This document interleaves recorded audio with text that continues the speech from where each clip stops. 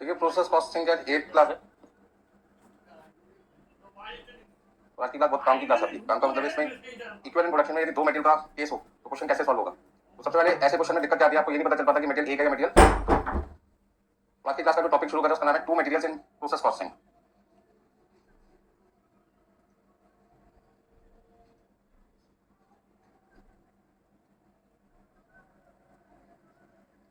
Equivalent production concept, concept कौन सा आपका इक्विवेलेंट प्रोडक्शन का, और चैप्टर का नाम है प्रोसेस कॉस्टिंग, जहां पर हम बात करें यदि क्वेश्चन में दो मटेरियल आ रहे हैं, एक होगा M1 और दूसरे का नाम रख दिया M2, या मटेरियल ए मटेरियल बी कोई भी नाम रख सकते हैं। तो नॉर्मली हम क्या कहते हैं M1 मटेरियल और M2 मटेरियल। M1 का मतलब मटेरियल 1 और M2 का नाम क्या हो गया मटेरियल 2। M1 का मतलब है मेन मटेरियल और M2 का मतलब है सन्ड्री मटेरियल या फर्दर मटेरियल। तो सबसे पहले हम बात करते हैं दो डिपार्टमेंट की, जिसमें एक डिपार्टमेंट का नाम है डिपार्टमेंट 1 और दूसरा आपके पास का डिपार्टमेंट 2। डिपार्टमेंट 1 ने कुछ काम करना है और वो काम करके किसको देगा, डिपार्टमेंट 2 को। और डिपार्टमेंट 2 का काम क्या है, जो काम उसको दिया गया है वो आगे का काम करेगा या पुराना काम करेगा, आगे का। आगे का मतलब जो डिपार्टमेंट 1 कर चुका वो काम दोबारा डिपार्टमेंट 2 करेगा या उसके आगे का, उसके आगे का। अब आप यहाँ पे इंटर में आए हैं तो मैं मान के चल रहा हूँ फाउंडेशन क्लियर आपका। यदि फाउंडेशन क्लियर है तो क्या पहले मैं इंटर में आपको फाउंडेशन की सारी क्लासेस दोबारा से करवाऊँ, क्या मान के चलेंगे फाउंडेशन का चैंपियन है, फाउंडेशन का प्लस एक्सपर्ट नॉलेज। नंबर कितने हैं उससे कोई मतलब नहीं, क्लियर है इसका आपके पास एक्सपर्ट नॉलेज। तो आगे अब हम क्या करें, इंटर की क्लासेस के बारे में बात करें। जब इंटर से फाइनल में रहेंगे तो फाइनल वाले क्या मान के चलते हैं, फाउंडेशन और इंटर की आपको कंप्लीट नॉलेज है, आपको सिर्फ कौन सी नॉलेज चाहिए, फाइनल लेवल पर चाहिए। तो हर बंदा कौन सा काम करेगा, उसको काम दिया गया, बस समझ रही। तो डिपार्टमेंट 1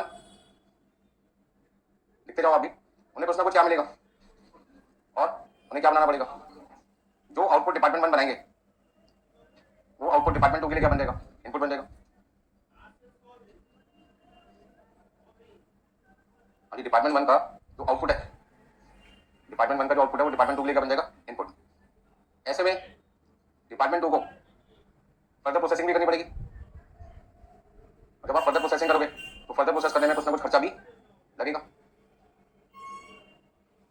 क्या क्या खर्चे लग सकते हैं, फर्दर मटेरियल कॉस्ट, जिसको आप कह सकते हैं एडिशनल मटेरियल या सन्ड्री मटेरियल। वर्कर को काम करना पड़ेगा कौन से डिपार्टमेंट में, डिपार्टमेंट 1 में या 2 में, 2 में। 1 में 1 के वर्कर काम करेंगे, 2 में 2 के वर्कर काम करेंगे। तो यहाँ पे आपकी लेबर कॉस्ट भी लगेगी, और ये लेबर कॉस्ट कौन से डिपार्टमेंट की होगी, सेकंड डिपार्टमेंट की। ऐसे यहाँ पे फैक्ट्री एक्सपेंसेस भी करूंगा। अब क्वेश्चन ये आता है कि किसने कितना खर्चा किया होगा। सपोज करते हैं डिपार्टमेंट 1 में हमने कोई काम शुरू किया, लेकिन डिपार्टमेंट 1 उसे पूरा नहीं कर पाया, पूरा करने का काम किसको दिया गया, डिपार्टमेंट 2 को। इसका मतलब यहाँ किसी प्रोडक्ट को बनाने में हम कितने डिपार्टमेंट का यूज कर रहे हैं, दो डिपार्टमेंट का यूज कर रहे हैं, डिपार्टमेंट 1 और डिपार्टमेंट 2, ठीक है ना। तो मान लीजिए डिपार्टमेंट 1 में हमने अपने वर्कर्स को 2 टायर लाके दे दिए, एक साइकिल बनानी है, तो साइकिल को बनाने के लिए हमने क्या दे दिया, उनको टायर दे दिए, साथ में हमने उनको फ्रेम भी दे दिया, ठीक है ना। इस फ्रेम में इनको क्या फिट करना है, टायर फिट करने। तो एक टायर यहाँ पे लगा दिया, एक टायर यहाँ लगा दिया। इस तरीके से डिपार्टमेंट 1 का काम क्या हुआ, पूरा हो गया। तो डिपार्टमेंट 1 के लिए इनपुट क्या है, 2 टायर है और एक फ्रेम है, और डिपार्टमेंट 1 के लिए आउटपुट क्या है, उस फ्रेम में 2 टायर को फिट करके ट्रांसफर करना है किसको, डिपार्टमेंट 2। तो डिपार्टमेंट 2 क्या कहता है, मेरे पास क्या आया, एक फ्रेम जिसमें 2 टायर लगे हुए। अब ये काम डिपार्टमेंट 2 कर रहा है, डिपार्टमेंट 2 को बना बनाया मिल रहा है, कौन दे रहा है, डिपार्टमेंट 1 दे रहा है। तो ये डिपार्टमेंट 1 का तो आउटपुट है और डिपार्टमेंट 2 के लिए इनपुट है। अब एडिशनल मटेरियल का मतलब क्या, इस साइकिल को पूरा करने के लिए हमें क्या चाहिए, एक पैडल चाहिए होगा, एक स्टैंड भी चाहिए होगा ताकि इस साइकिल पर स्टैंड लगा सके, फिर हमें एक चेन भी चाहिए होगी, ठीक है। एक हमें सीट की रिक्वायरमेंट होगी, जो सीट इसमें लगेगी, हैंडल भी चाहिए होगा, हमें बेल की रिक्वायरमेंट भी होगी, ठीक है। इस तरीके से जो जो चीजें साइकिल के अंदर लगनी है वो सारी चीजें हमें चाहिए होगी। और क्या क्या चीजें लगाना चाहें वो सब लग सकते हैं। पीछे बैठने के लिए किसी बंदे के लिए हम कैरियर भी लगा सकते हैं, ठीक है ना। साथ में लॉक का एडिशनल चीज लगाए ना लगाए, यदि कोई चीज अपने घर में पार्क करें तो लॉक जरूरी नहीं, प्लस साइकिल जो हमें देनी है वो लॉक एडिशनल पार्ट है, तो कस्टमर की रिक्वायरमेंट के ऊपर है, कोई लॉक की रिक्वायरमेंट है या नहीं, नेसेसरी पार्ट नहीं, हम बात करें किसकी, नेसेसरी पार्ट की। ये सारी चीजें क्या होगी आपकी एडिशनल मटेरियल। अब डिपार्टमेंट 2 कहता है हमारे यहाँ 2 तरीके की साइकिल बनेगी, एक फिनिश गुड्स और दूसरा वर्क इन प्रोग्रेस, ठीक है। यदि इस साइकिल के अंदर ये सारी चीजें लगा दी जाए, इस साइकिल के अंदर हम सारी चीजें लगा दें, मानो मैं मटेरियल 2 को अलग कलर से हाईलाइट करता हूँ,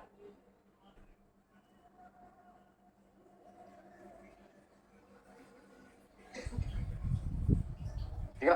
ये सारी चीजें हम इसमें लगा दें, साइकिल में बेल भी लगा देते हैं, छोटी सी दिखाई नहीं दे रही, ठीक है।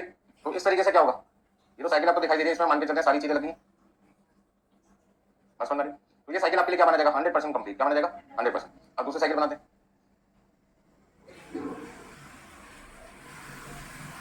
इस साइकिल में हम क्या देख रहे हैं, ये हमारा स्टैंड लग गया, ठीक है।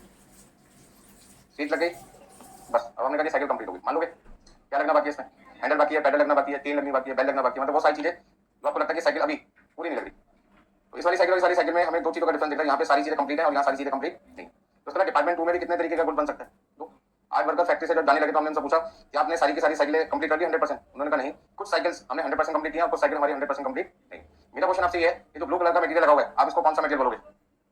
ब्लू कलर का जो मटेरियल है वो कहीं ना कहीं इसी में से एडिशनल मटेरियल, तो एडिशनल मटेरियल को मैं क्या नाम दूंगा, मटेरियल 2। और ये जो फ्रेम बना बनाया मेरे पास आया है, ये मेरे पास है मटेरियल 1। मेरा क्वेश्चन आपसे ये है, मटेरियल 1 को मटेरियल 2 पे लगाना है या मटेरियल 2 को मटेरियल 1 पे लगाना है। कॉपी कवर लगाते हैं, कवर पे कॉपी लगाते हैं, बस आप ऐसे सोचो, ठीक है ना। इसी तरीके से ब्रेड पे बटन लगाना है, बटर पे ब्रेड लगाना है। मेन क्या चीज आपके लिए वो समझो, बस समझो। तो पहले हम ब्रेड खरीदते हैं, बटर खरीदते हैं, जबकि बटर महंगा, ब्रेड सस्ती है, फिर भी हम क्या करते हैं, बटर की 100 ग्राम टिक्की पे एक ब्रेड थोड़ी रखते हैं, ब्रेड पे क्या रखते हैं, बटर रखते थोड़ा सा, जितना आपको टेस्ट के हिसाब से रिक्वायर्ड, तो ज्यादा कोई कम, ठीक है ना। कहने का मतलब है मेन आपके लिए मटेरियल क्या है, ब्रेड बटर में ब्रेड हो गया। ठीक उसी तरीके से यदि मैं साइकिल बना रहा हूँ तो डिपार्टमेंट बनने को मुझे 2 टायर के फ्रेम लगा के दिए हैं, मैं उस पर बाकी का काम करूंगा। तो मेरे लिए M1 क्या हुआ, मेन मटेरियल, जिसमें मुझे क्या लगाना है, फर्दर मटेरियल, एडिशनल मटेरियल, ताकि वो साइकिल जो इनकम्प्लीट थी डिपार्टमेंट 1 के द्वारा डिपार्टमेंट 2 से क्या बन सके, कंप्लीट। अब डिपार्टमेंट 2 के लिए आज की क्लास में जब मैं क्वेश्चन सॉल्व करूंगा, अब तक मैं क्वेश्चन किस लिए सॉल्व कर रहा था, पिछली क्लास में डिपार्टमेंट 1 के लिए, आज से किस लिए सॉल्व करेंगे, आज की क्लास में सारे क्वेश्चन डिपार्टमेंट 2। अब डिपार्टमेंट 2 के लिए जब मैं क्वेश्चन सॉल्व करूंगा तो डिपार्टमेंट 2 मुझसे क्या बोलेगा, हमारे यहाँ पे मटेरियल एक ही है कितने, तो अब एक मटेरियल कौन सा है जो उनको डिपार्टमेंट 1 से रिसीव हुआ, डिपार्टमेंट 1 ने उसको बनाने में जो पैसे लगाए होंगे वो किससे मांगेंगे, डिपार्टमेंट 2 से। मान लो क्वेश्चन में लिखा है डिपार्टमेंट 1 ने ये आउटपुट 800 यूनिट ट्रांसफर किया, कितनी किया, 800 unit transferred by department 1 to department 2। Department 1 ने डिपार्टमेंट 2 को कितनी यूनिट ट्रांसफर किया, 800। तो जब भेजा 800 है तो आया भी कितना होगा, 800 होगा। तो M1 की क्वांटिटी आपके लिए कितनी हो जाएगी, 800 यूनिट हो जाएगी आपके पास में। M1 की क्वांटिटी कितनी हो जाएगी, 800। अच्छा एक बात बताइए, M2 की क्वांटिटी मैं कितनी खरीदूंगा, M2 की क्वांटिटी कितनी खरीदूंगा, जितना मुझे M1 बनाना है। M1 क्या, साइकिल का फ्रेम प्लस ये, यदि फ्रेम मेरे पास 800 है तो साइकिल भी कितनी तैयार होगी, 800। तो M2 की यदि क्वांटिटी क्वेश्चन में मेंशन ना हो तो बाय डिफॉल्ट आप क्या मान के चलेंगे, आप M2 मटेरियल कितना खरीद के लाएंगे, 800 यूनिट के लिए लाएंगे, ठीक है ना। अब ये सारी की सारी जो आइटम मैंने यहाँ पे लिखी हुई है, दिखाई हुई है चार्ट के थ्रू डायग्राम में, एक सेट हो गया, क्या होगा सेट। तो मैं मटेरियल 2 खरीदने जा रहा हूँ तो दुकानदार से क्या कर रहा हूँ, भैया ये सारी चीजें मुझे कितने पीसेस दे रहा हूँ ग्रुप में, 800 पीस दे रहा हूँ। वो कहता 800 को चाहिए, मैंने कहा मेरे पास में इनपुट कितना है 800, तो सामान भी कितना चाहिए 800 चाहिए, बात समझ आ रही। तो मटेरियल 2 की क्वांटिटी क्वेश्चन में देनी रखी होगी तभी, लेकिन आप हमेशा से कितना मान के चलेंगे, उतना ही मान के चलेंगे जितना आपने प्रीवियस प्रोसेस से इनपुट रिसीव किया। तो प्रीवियस प्रोसेस से कितना इनपुट रिसीव किया 800, तो ये 800 हो जाएगा, 8000 है तो ये भी कितना हो जाएगा 8000, 10,000 है तो 10,000। अब डिपार्टमेंट 2 में जब मटेरियल की वेस्टेज होगी तो मटेरियल 1 भी खराब हो सकता है, मटेरियल 2 भी तो खराब हो सकता है, बोलो क्या खराब हो सकता है, दोनों भी खराब हो सकते हैं, M1 भी खराब हो सकता है और M2। क्वेश्चन साइलेंट है तो बाय डिफॉल्ट आप कौन से मटेरियल की वेस्टेज मान के चलेंगे, बोलो भाई, तो मान के चलते हैं M1 मेन मटेरियल, ठीक है। कौन सा मटेरियल मेन है, M1, तो हमेशा लॉस बाय डिफॉल्ट। यदि क्वेश्चन साइलेंट है किसका मान के चलना है, M1 मेन मटेरियल, ठीक है। हाँ यदि क्वेश्चन में मेंशन कर रखा है कि कौन सा मटेरियल खराब हुआ है M2, तो फिर वेस्टेज किसके मान के चलोगे, M2। ऐसा क्यों, मतलब इतना दिमाग क्यों लगा रहे हैं M1 M2 पे, क्योंकि जब कोई चीज खराब होगी तो उसको बेचकर स्क्रैप बायर से, कबाड़ी वाले से क्या मिलते हैं, स्क्रैप के पैसे मिलते हैं। जब वो स्क्रैप के पैसे मिलेंगे तो मटेरियल में से क्या होगा, माइनस होगा। आपको याद होगा जब हम कॉस्ट पर यूनिट निकालते हैं एलिमेंट वाइज, तो मटेरियल कॉस्ट में से हम स्क्रैप वैल्यू माइनस करते थे। तो पिछली क्लास में ऐसी कोई बात मैंने आपसे नहीं की, आज की क्लास में क्यों बात करें, क्योंकि स्क्रैप वैल्यू जब मेरे को मिलेगी तो मुझे देखना पड़ेगा कि वो स्क्रैप वैल्यू M1 की कॉस्ट में से माइनस होगा या M2 की कॉस्ट में से माइनस होगा। तो किस में से माइनस होगा, जिसकी वो स्क्रैप वैल्यू होगी।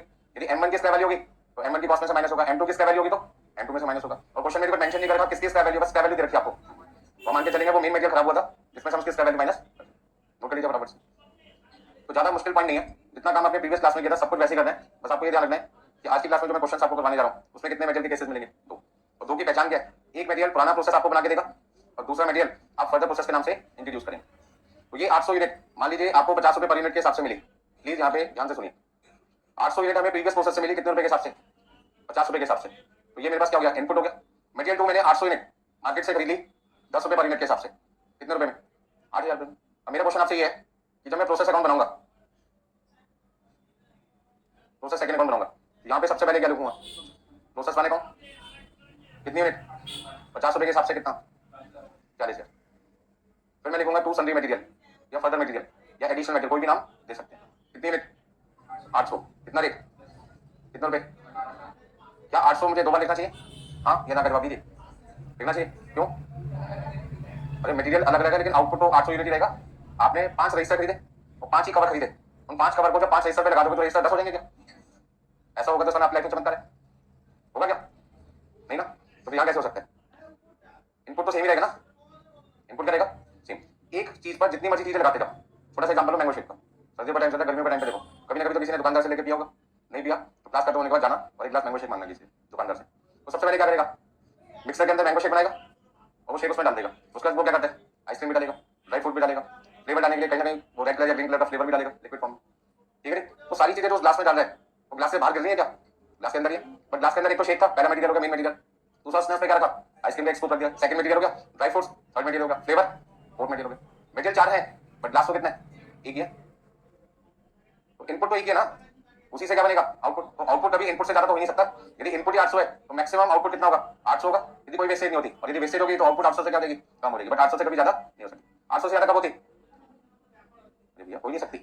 कब हो सकती है? जब मैं 800 फ्रेम से ज्यादा फ्रेम मार्केट से खरीद लूं। 800 फ्रेम तो मुझे प्रीवियस प्रोसेस से बना के दे दिए, और ऐसे 200 फ्रेम बने बनाए मैंने कहां से खरीदिए? तो सेम इनपुट जब बढ़ेगा तो मेरी आउटपुट 800 से क्या हो जाएगी? ज्यादा, क्योंकि मेरा इनपुट 800 प्लस 200 कितना रहेगा? 1000। तो मेरा आउटपुट भी कितना हो सकता है? 1000 हो सकता है। बस समझ में? आपने 5 रजिस्टर खरीदे, 5 कवर खरीदे, अब कितने रजिस्टर तैयार होंगे कवर लगा के? 5। आपने एक रजिस्टर और खरीद लिया, एक कवर और खरीद लिया, तो रजिस्टर कितने हो गए? तो कवर भी कितने? 6। तो फिर कवर रजिस्टर कितने हो जाएंगे? 6 हो जाएंगे। बस समझ में आ रही? तो जब तक आपका मेन मटेरियल इंक्रीज नहीं होगा तब तक आउटपुट इंक्रीज होने के कोई चांसेस नहीं। बस समझ में आ गई? तो यहाँ पर कोई भी बच्चा गलती से 800 यूनिट ना लिखे, लिखते ही काम खत्म होगा उसका। ठीक है। मटेरियल 2 की क्वांटिटी सिर्फ मन में रहती है, विजिबिलिटी नहीं होगी उसकी, क्योंकि वो क्वांटिटी आपने किस पे लगाई है? Main material. तो मेन मटेरियल की क्वांटिटी एक बार कंसीडर हो गई तो सन्डी मटेरियल की क्वांटिटी पहले लिखते थे कभी किसी क्वेश्चन में, आज से पहले या प्रीवियस क्लास में जब भी सन्डी मटेरियल होता रहा नॉर्मल क्वेश्चन में सर अमाउंट लिखते थे, आज भी वही कॉन्सेप्ट है। वही एग्जांपल पहले था, वही एग्जांपल अब नहीं। ठीक है ना? तो अब आप क्या कहोगे? सर ये 40,000 रुपए का जो मटेरियल आपने रिसीव किया वो किससे रिसीव किया? प्रोसेस वन से। ये मेरी नजर में क्या बना? M1। और ये जो 8,000 का मटेरियल आज हमने फर्दर मटेरियल के नाम से मार्केट से खरीद के लाए हैं ताकि M1 पे क्या लगा सके? M2 और प्रोडक्ट को क्या बना सके? फिनिश बना सके, फिनिश गुड में कन्वर्ट कर सके। ठीक है। पिछली क्लास में आप प्रोसेस वन के लिए क्वेश्चन सॉल्व कर रहे थे। पिछली क्लास में आप क्वेश्चन किस लिए सॉल्व कर रहे थे? प्रोसेस वन के लिए। और आप वहां पे लिख रहे थे 2 रॉ मटेरियल 1000 यूनिट, मान लो उसका अमाउंट है 1 लाख रुपए। सन्डी मटेरियल आपको क्वेश्चन में दिखाई नहीं दिया होगा किसी भी क्वेश्चन में पिछली क्लास में, कोई सन्डी मटेरियल आपको दिखाई नहीं दिया। तो आपके पास मटेरियल कितने थे? एक ही था। तो एक ही मटेरियल था तो आप उसे M1 की जगह किस नाम से बोलते थे? मटेरियल के नाम से। क्लासिफिकेशन तब करेंगे ना जब कोई 2 या 2 से ज्यादा चीजें होंगी, सिंगल केस में क्लासिफिकेशन नहीं करते। ठीक है। आप अपने घर में इकलौते लड़के हैं तो बड़े बेटे कौन है? आप ही। छोटे भी कौन है? आप ही। बोलने की जरूरत नहीं है, टाइम पास करने वाली बात होगी। ठीक है ना? घर में 2 भाई होते आप तो हम कहते हैं छोटा कौन है बड़ा कौन है? B1 B2, बेटा 1 बेटा 2। ठीक है ना? तो यहाँ पे हम M1 लिखें या खाली मटेरियल लिखें एक ही बात है। तो इसलिए हम M1 की जगह किसको लिखा करते थे? मटेरियल को लिखते थे। बात समझ में आ गई सबको? कितने लोगों ने नोट कर लिया? सब? किसी ने नहीं किया? फटाफट से कीजिए। तो मैं आपको ये समझाना चाहता था M2 की क्वांटिटी सिर्फ आपको अपने मन में रखनी है, लिखनी नहीं है। हाँ जी बोलो सर। भाई M1 यदि खरीदेंगे तो ऑब्वियस M2 भी खरीदेंगे, तो यहाँ पे उसकी कॉस्ट बढ़ेगी ना, यहाँ उसकी कॉस्ट बढ़ेगी। मान लो 800 यूनिट मैंने प्रीवियस प्रोसेस में दी, 200 मैंने मार्केट से खरीदी, तो मेरा इनपुट यहाँ पे 800 प्लस 200 कितना हो जाएगा? 1000 हो जाएगा। ठीक है। और यहाँ उसकी कॉस्ट क्या हो जाएगी? बढ़ जाएगी। बट यहाँ पे मुझे लिखना पड़ेगा परचेज फ्रॉम मार्केट, और यहाँ पे 200 यूनिट दिखानी पड़ेगी, अलग से दिखानी पड़ेगी। बट वो मेरा क्या रहेगा? M1 ही रहेगा। मेन मटेरियल है ना, अलग रेट से कोई मतलब नहीं। रेट तो ऑब्वियस अलग होगा, प्रीवियस डिपार्टमेंट कॉस्ट पे ट्रांसफर करेगा और मार्केट वाला हमें मार्केट प्राइस पे ट्रांसफर करेगा। मार्केट प्राइस हमेशा कॉस्ट प्राइस से होती है, ज्यादा होती है। ठीक है ना? भाई कोई सामान आपका भाई बंधु बना रहा है, आपको सस्ते रेट पे देगा ब्याज के चक्कर में, तो वही सामान आप मार्केट से लेके आओगे इस बात का लिहाज, तो बिजनेस कर रहे हैं। ठीक है ना?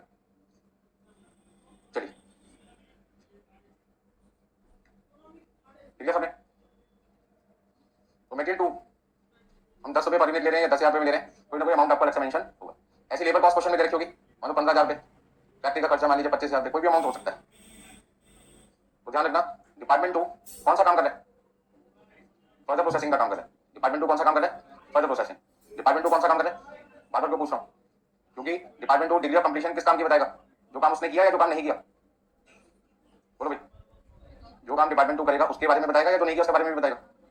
जो काम उसने किया। तो डिपार्टमेंट 2 क्या कहेगा? M1 में नहीं बनाता, बना बना मेरे को मिलता है। M1 मैं नहीं बनाता, मुझे बना बना मिलता है। मैं कौन सा काम कर रहा हूँ? M2 लगाने का। किस पे?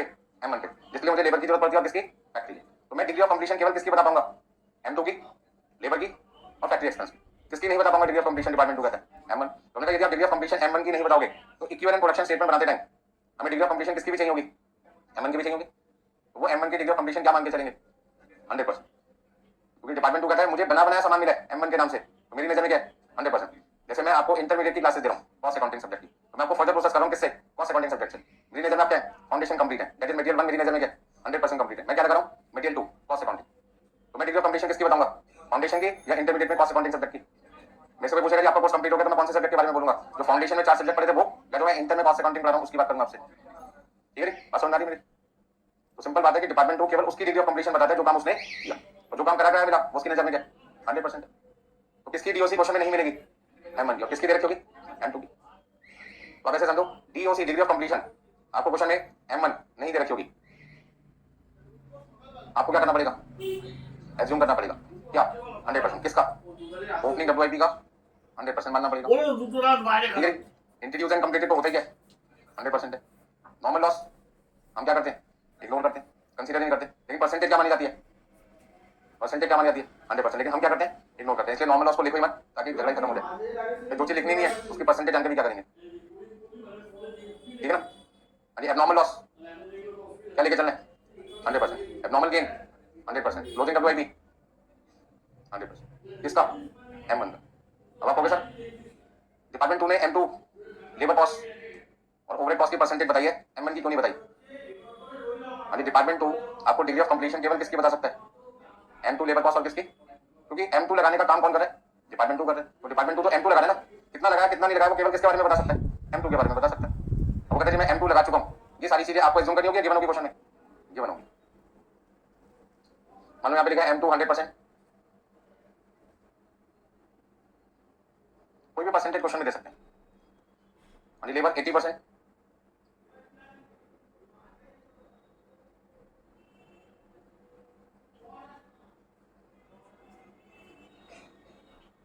अच्छा एबनॉर्मल गेन तो हमेशा क्या होता है, ऑलवेज 100%, ठीक है। एबनॉर्मल लॉस की परसेंटेज 100% हो भी सकती है, 100% नहीं भी हो सकती। तो मैंने जानबूझ के पहले 100% लिखा था, हटा रहा हूँ क्योंकि ये 80% भी हो सकता है, 60%, 70% कुछ भी हो सकता है परसेंटेज। इंट्रोड्यूस एंड कंप्लीटेड तो हमेशा कितना लेके चलते हैं 100%। बस मैं आपको समझाना क्या चाहता हूँ, ज्यादा दिमाग में जोर ना डालें। जब 2 मॉड्यूल का केस आएगा तो डिग्री ऑफ कंप्लीशन M1 का क्या लेके चलना है 100%, और बाकी का वैसे लेके चलना है जैसा क्वेश्चन में दे रखा, ठीक है। तो 2 मॉड्यूल की पहचान क्या है, 2 मॉड्यूल की पहचान क्या है, किसी क्वेश्चन में 2 मॉड्यूल की पहचान कैसे पता लगेगी, जब आप प्रोसेस अकाउंट बनाएंगे तो एक आपकी मेन क्वांटिटी होगी जिसकी वैल्यू दे रखी होगी, और एक आपने फर्दर मटेरियल इंट्रोड्यूस किया होगा जिससे आप प्रोडक्ट को इनकम्प्लीट से क्या बना सके कंप्लीट। जैसे फ्रेम जो लगा था और उसमें 2 टायर थे, वो मेरा मेन मटेरियल था M1, और जो बाकी की एसेसरीज थी जब मैं उसे उस पर लगा दूंगा फ्रेम और टायर पे, वो साइकिल इनकम्प्लीट से क्या हो जाएगी, कंप्लीट हो जाएगी। तो डिपार्टमेंट 2 कौन से मटेरियल की जानकारी आपको देगा, M1 की M2 की, M2 लगाने में जो लेबर लगी उसकी जानकारी देगा वो आपको, और M2 किस फैक्ट्री में लगा उसका खर्चे की वो जानकारी देगा। बस समझ आ गया तक। अब यहाँ पे बहुत बड़ा इशू आता है कि जो स्क्रैप वैल्यू है वो किसमें से माइनस करनी है, स्क्रैप वैल्यू हम किसमें से माइनस करेंगे, मेन मटेरियल M1 में से या M2, तो यदि क्वेश्चन साइलेंट है किसमें से माइनस करेंगे, M1 में से। ये मान के चलेंगे कि आपका कौन सा मटेरियल खराब हुआ है, M1 खराब हुआ। अच्छा खराब तो दोनों सकते हैं, छोटा सा एग्जांपल लेते हैं। एक आपका रजिस्टर है और उस रजिस्टर पे कवर लगा हुआ है, कवर पे एक स्टिकर लगा हुआ है, स्टिकर पे आपका नाम लिखा हुआ है, ठीक है। अब वो रजिस्टर पानी में गिर गया, पानी में जब गिर जाएगा तो रजिस्टर क्या हुआ, पानी लगने की वजह से खराब हो गया, पेपर जो हो गया वो बेकार हो गया, टेढ़े मेढ़े हो गया, देखने लायक नहीं बचा वो रजिस्टर। जब वो रजिस्टर आपने धूप में सुखाया, सुखाने के बाद में पेपर कड़क हो गया, कड़क होने का इतना कड़क हो गया कि बिल्कुल ही नहीं चल रहा उस पर, टेढ़ा मेढ़ा हो जाएगा पेपर, ठीक है ना। तो ऐसे केस में जब कबाड़ी वाले को रजिस्टर बेचने गए तो उसमें क्या क्या चीज बेचने गए, रजिस्टर भी बेचा, कवर भी बेचा, उस कवर पे तो स्टिकर लगा था जिसपे आपने सुनहरे अक्षरों में अपना नाम लिखा था, वो भी कबाड़ी वाले की वेट मशीन पे आज बिकने जा रहे। अब बताओ कबाड़ी वाले ने आपको पैसे किसके दिए होंगे, तीनों के पैसे दिए, तो तीनों चीजें तो बिक रही थी वहां पे, रजिस्टर भी, कवर भी, स्टिकर भी। उसने कहा ये रजिस्टर मैं आपको 5 रुपए का खरीदता हूँ आपसे, उसका जो वेट था उस वेट के हिसाब से कितने रुपए मिल रहे हैं हमको 5। अब 5 रुपए में मुझे ब्रेकअप करके बताओ कि स्टिकर के पैसे कितने मिलेंगे, कवर के पैसे कितने मिलेंगे, और मेन जो रजिस्टर था उसके पैसे कितने मिले, कोई बता पाएगा, नहीं बता पाएगा, बता सकता कोई, हाँ जी बता सकता है। कॉस्ट अकाउंटेंट को बुलाया जाए तो कहेगा जी मैं बता सकता हूँ तीनों के पैसे कितने कितने लगेंगे इस 5 रुपए में, लेकिन इस सर्विस के लिए मैं आपसे 5,000 रुपए चार्ज लूंगा। मैंने हंस पड़ी, क्यों, क्योंकि इनको लग रहा है 5 रुपए की चीज के ब्रेकअप के लिए कितने रुपए खर्च करने पड़ रहे हैं, 5,000। देखो कि नहीं है 5 रुपए के ब्रेकअप में कितना कितना सामान कौन सा है उसकी जानकारी के लिए 5,000 रुपए खर्च करना फिजूल की बात है। क्या क्या वो 5,000 रुपए देगा आपको, नहीं। एक आपने रिंग पहन रखे लोहे की, आपके हाथ से गिर गई, शनि बाजार से आपने 2 रुपए की खरीदी थी सैटरडे मार्केट से, ठीक है। वो ऐसी जगह गिर गई है कि आप खुद अपने हाथों से नहीं निकाल सकते, गंदे पानी में गिर गई, वहां से निकालने वाला बंदा खड़ा था साइड में, अगर भाई साहब मैं निकाल दूंगा 500 रुपए लूंगा, 2 रुपए के लिए 500 रुपए खर्च करेंगे। अच्छा यदि डायमंड रिंग होती है जिसकी कीमत थी 2 लाख रुपए, आप क्या करोगे, ये 500 के जगह तो 1,000 रुपए ले ले और निकाल के मुझे दे दे, गंगा जल से इसको साफ कर देंगे, पवित्र हो जाएगी। 2 रुपए की अंगूठी की सोच क्या थी, नहीं खरीद लूंगा, 500 रुपए इसको दूंगा, इससे बड़े तो 250 खरीद लूं। एक यूनिट यदि 2 रुपए की आ रही है तो 500 रुपए में कितनी यूनिट आ जाएगी, 250 यूनिट आ जाएगी, लोग फेंकते रहेंगे फिर भी खत्म नहीं होगी। कहने का मतलब क्या है, पैसे वहां इन्वेस्ट किए जाएंगे 500 रुपए जहां पे उसकी वर्थ होगी। तो 5 रुपए में स्टिकर का खर्चा 10 पैसे और 10 पैसे की कॉस्ट पर निकालने के फॉर एग्जाम्पल मैं 5,000 रुपए लगाऊं, सही है बात। तो कंपनी ने कहा ये बेकार की बात है, इतने पैसे खर्च करना फिजूल की बात है क्योंकि ये सीधा सीधा हमारे लिए लॉस है, कस्टमर इसलिए हमें 5,000 रुपए नहीं देगा। बस समझ में आ गया। तो जहां पे स्क्रैप वैल्यू मिल तो तीनों के लिए क्योंकि मैंने रजिस्टर भी रखा, कवर भी रखा और स्टिकर भी रखा वेट मशीन पे, उसने तीनों के मिला के कितने रुपए दे दिए 5 रुपए। वो कह रहे थे तीनों के पैसे आप अलग अलग करना चाहते हैं तो तीनों चीजें वेट मशीन पे क्या रखो अलग अलग। तो मैंने जब स्टिकर को हटाने की कोशिश की कवर से, स्टिकर छोटे छोटे टुकड़ों में कटता चला गया क्योंकि चिपका हुआ था ना पूरी तरह, और जब मैंने उसे वेट मशीन पे रखा तो सोना थोड़ी बेचने जा रहा हूँ, कागज बेचो वो भी कबाड़ी वाले थे, और कबाड़ी वाले का तो बड़ी बड़ी मशीन है, उसमें उस कागज का पता ही नहीं चला वेट कितना है, वगैरह पैसा वेट ही नहीं दिख रहा मुझे तो उसका। बात समझ आ रही है? तो जब वेट आपका इतना नेग्लिजिबल हो, इतना स्मॉल वैल्यू हो कि हमसे कंसीडर ही नहीं करते, तो क्या करते हैं? इग्नोर करते हैं, ठीक है ना।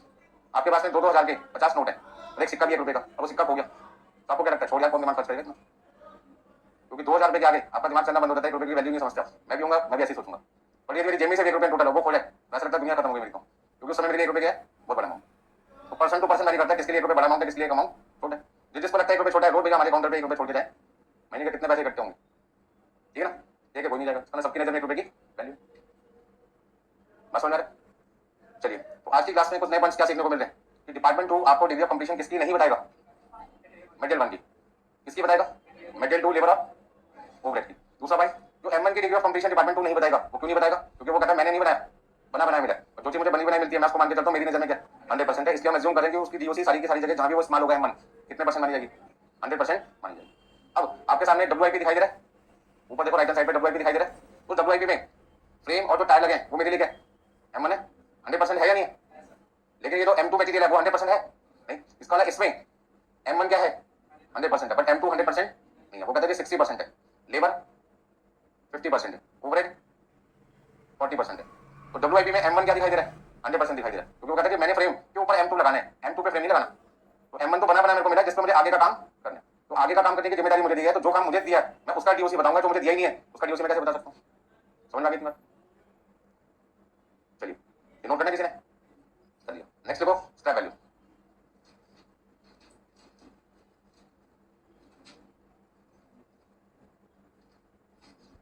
स्क्रैप वैल्यू किसका?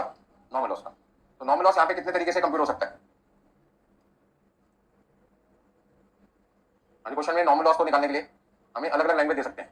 कई बार क्वेश्चन में लिख देते हैं, चलो 3 केस बनाते हैं, केस 1, केस 2 और केस 3। क्वेश्चन में आपके सामने लिखा हुआ है 10% ऑफ इनपुट। जो नॉर्मल लॉस है वो 10% ऑफ इनपुट है। इनपुट का मतलब क्या है? इनपुट का मतलब है टोटल इनपुट। इनपुट को हम क्या कहते हैं? किसी क्वेश्चन में खाली इनपुट वर्ड लिखा होता है, किसी में लिखा होता है टोटल इनपुट। टोटल इनपुट का मतलब है वो वर्कर जो आज आपकी फैक्ट्री में काम करने आया उसको कितने तरीके का काम पूरा करना है? 2 तरीके का काम पूरा करना है। कौन कौन सा? कल रात का अधूरा काम WIP और आज का नया काम। तो इसका मतलब टोटल इनपुट में कितनी चीज आ गई? क्वेश्चन में इनपुट लिखा हो या टोटल इनपुट लिखा हो एक ही बात होती है। इसमें क्या चीज शामिल होती है? इसमें एक तो क्वांटिटी होती है ओपनिंग WIP की और एक यूनिट्स इंट्रोड्यूस, ठीक है। इन दोनों का जो सम है उसे आप कहते हैं टोटल, और उसका 10% कर देंगे तो क्या देगा? नॉर्मल लॉस की क्वांटिटी आने की। मान लीजिए क्वेश्चन में ओपनिंग WIP, पहले पूरा चार्ट भरने रुपए दी, एक बार में लिखना, ठीक है ना, देखोगे जगह नहीं बची। 1000 unit opening WIP, units introduce,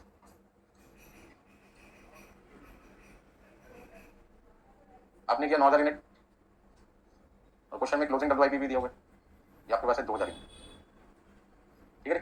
पहले केस क्या है? Normal loss 10% of input word लिखा होगा या 10% ऑफ टोटल इनपुट लिखा होगा, दोनों का एक ही मतलब है, ओपनिंग WIP की क्वांटिटी प्लस इंट्रोड्यूस। तो ओपनिंग WIP कितना? 1000 यूनिट है, और इंट्रोड्यूस कितना है? तो दोनों का सम 10,000। 10,000 का 10%, तो आपका लॉस कितना बना जाएगा? 1000 यूनिट। कितना बना जाएगा? 1000। केस नंबर 2, जहां पे लिखा होगा नॉर्मल लॉस इक्वल टू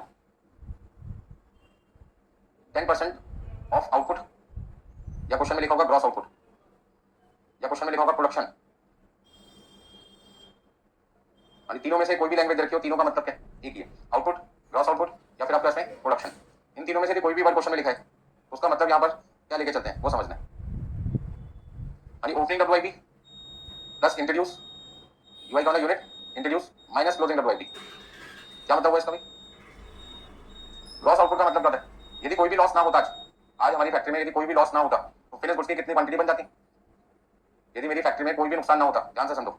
अब इस पॉइंट को समझने के लिए हमने क्या बनाया? प्रोसेस अकाउंट बनाया, ठीक है। प्रोसेस अकाउंट में हमने क्या लिखा? ओपनिंग WIP कितना? 1000। इंट्रोड्यूस कितना लिखा?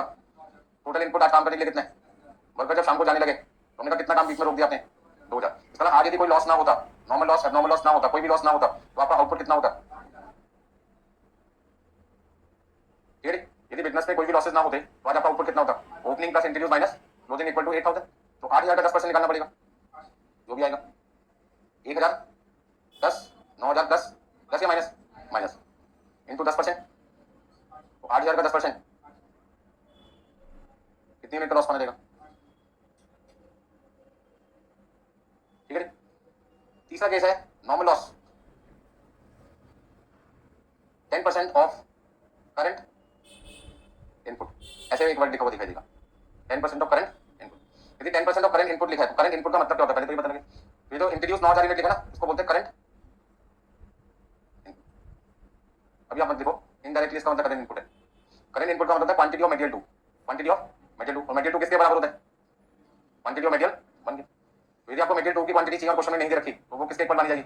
आपको याद होगा फ्रेम पे क्या लगाना था मटेरियल 2, तो मटेरियल 2 की वैल्यू दे रखी होगी, क्वेश्चन में क्वांटिटी कभी नहीं दे रखी होगी, तो माना जाएगा जो पैसे हमने मटेरियल 2 के दिए होंगे दुकानदार को वो किस क्वांटिटी के दिए होंगे? जितनी क्वांटिटी मेरे पास M1 की आई होगी उतनी ही क्वांटिटी पे क्या लगेगा? M2। तो M2 की क्वांटिटी क्वेश्चन में देनी रखी होगी, किसके इक्वल माननी होती है?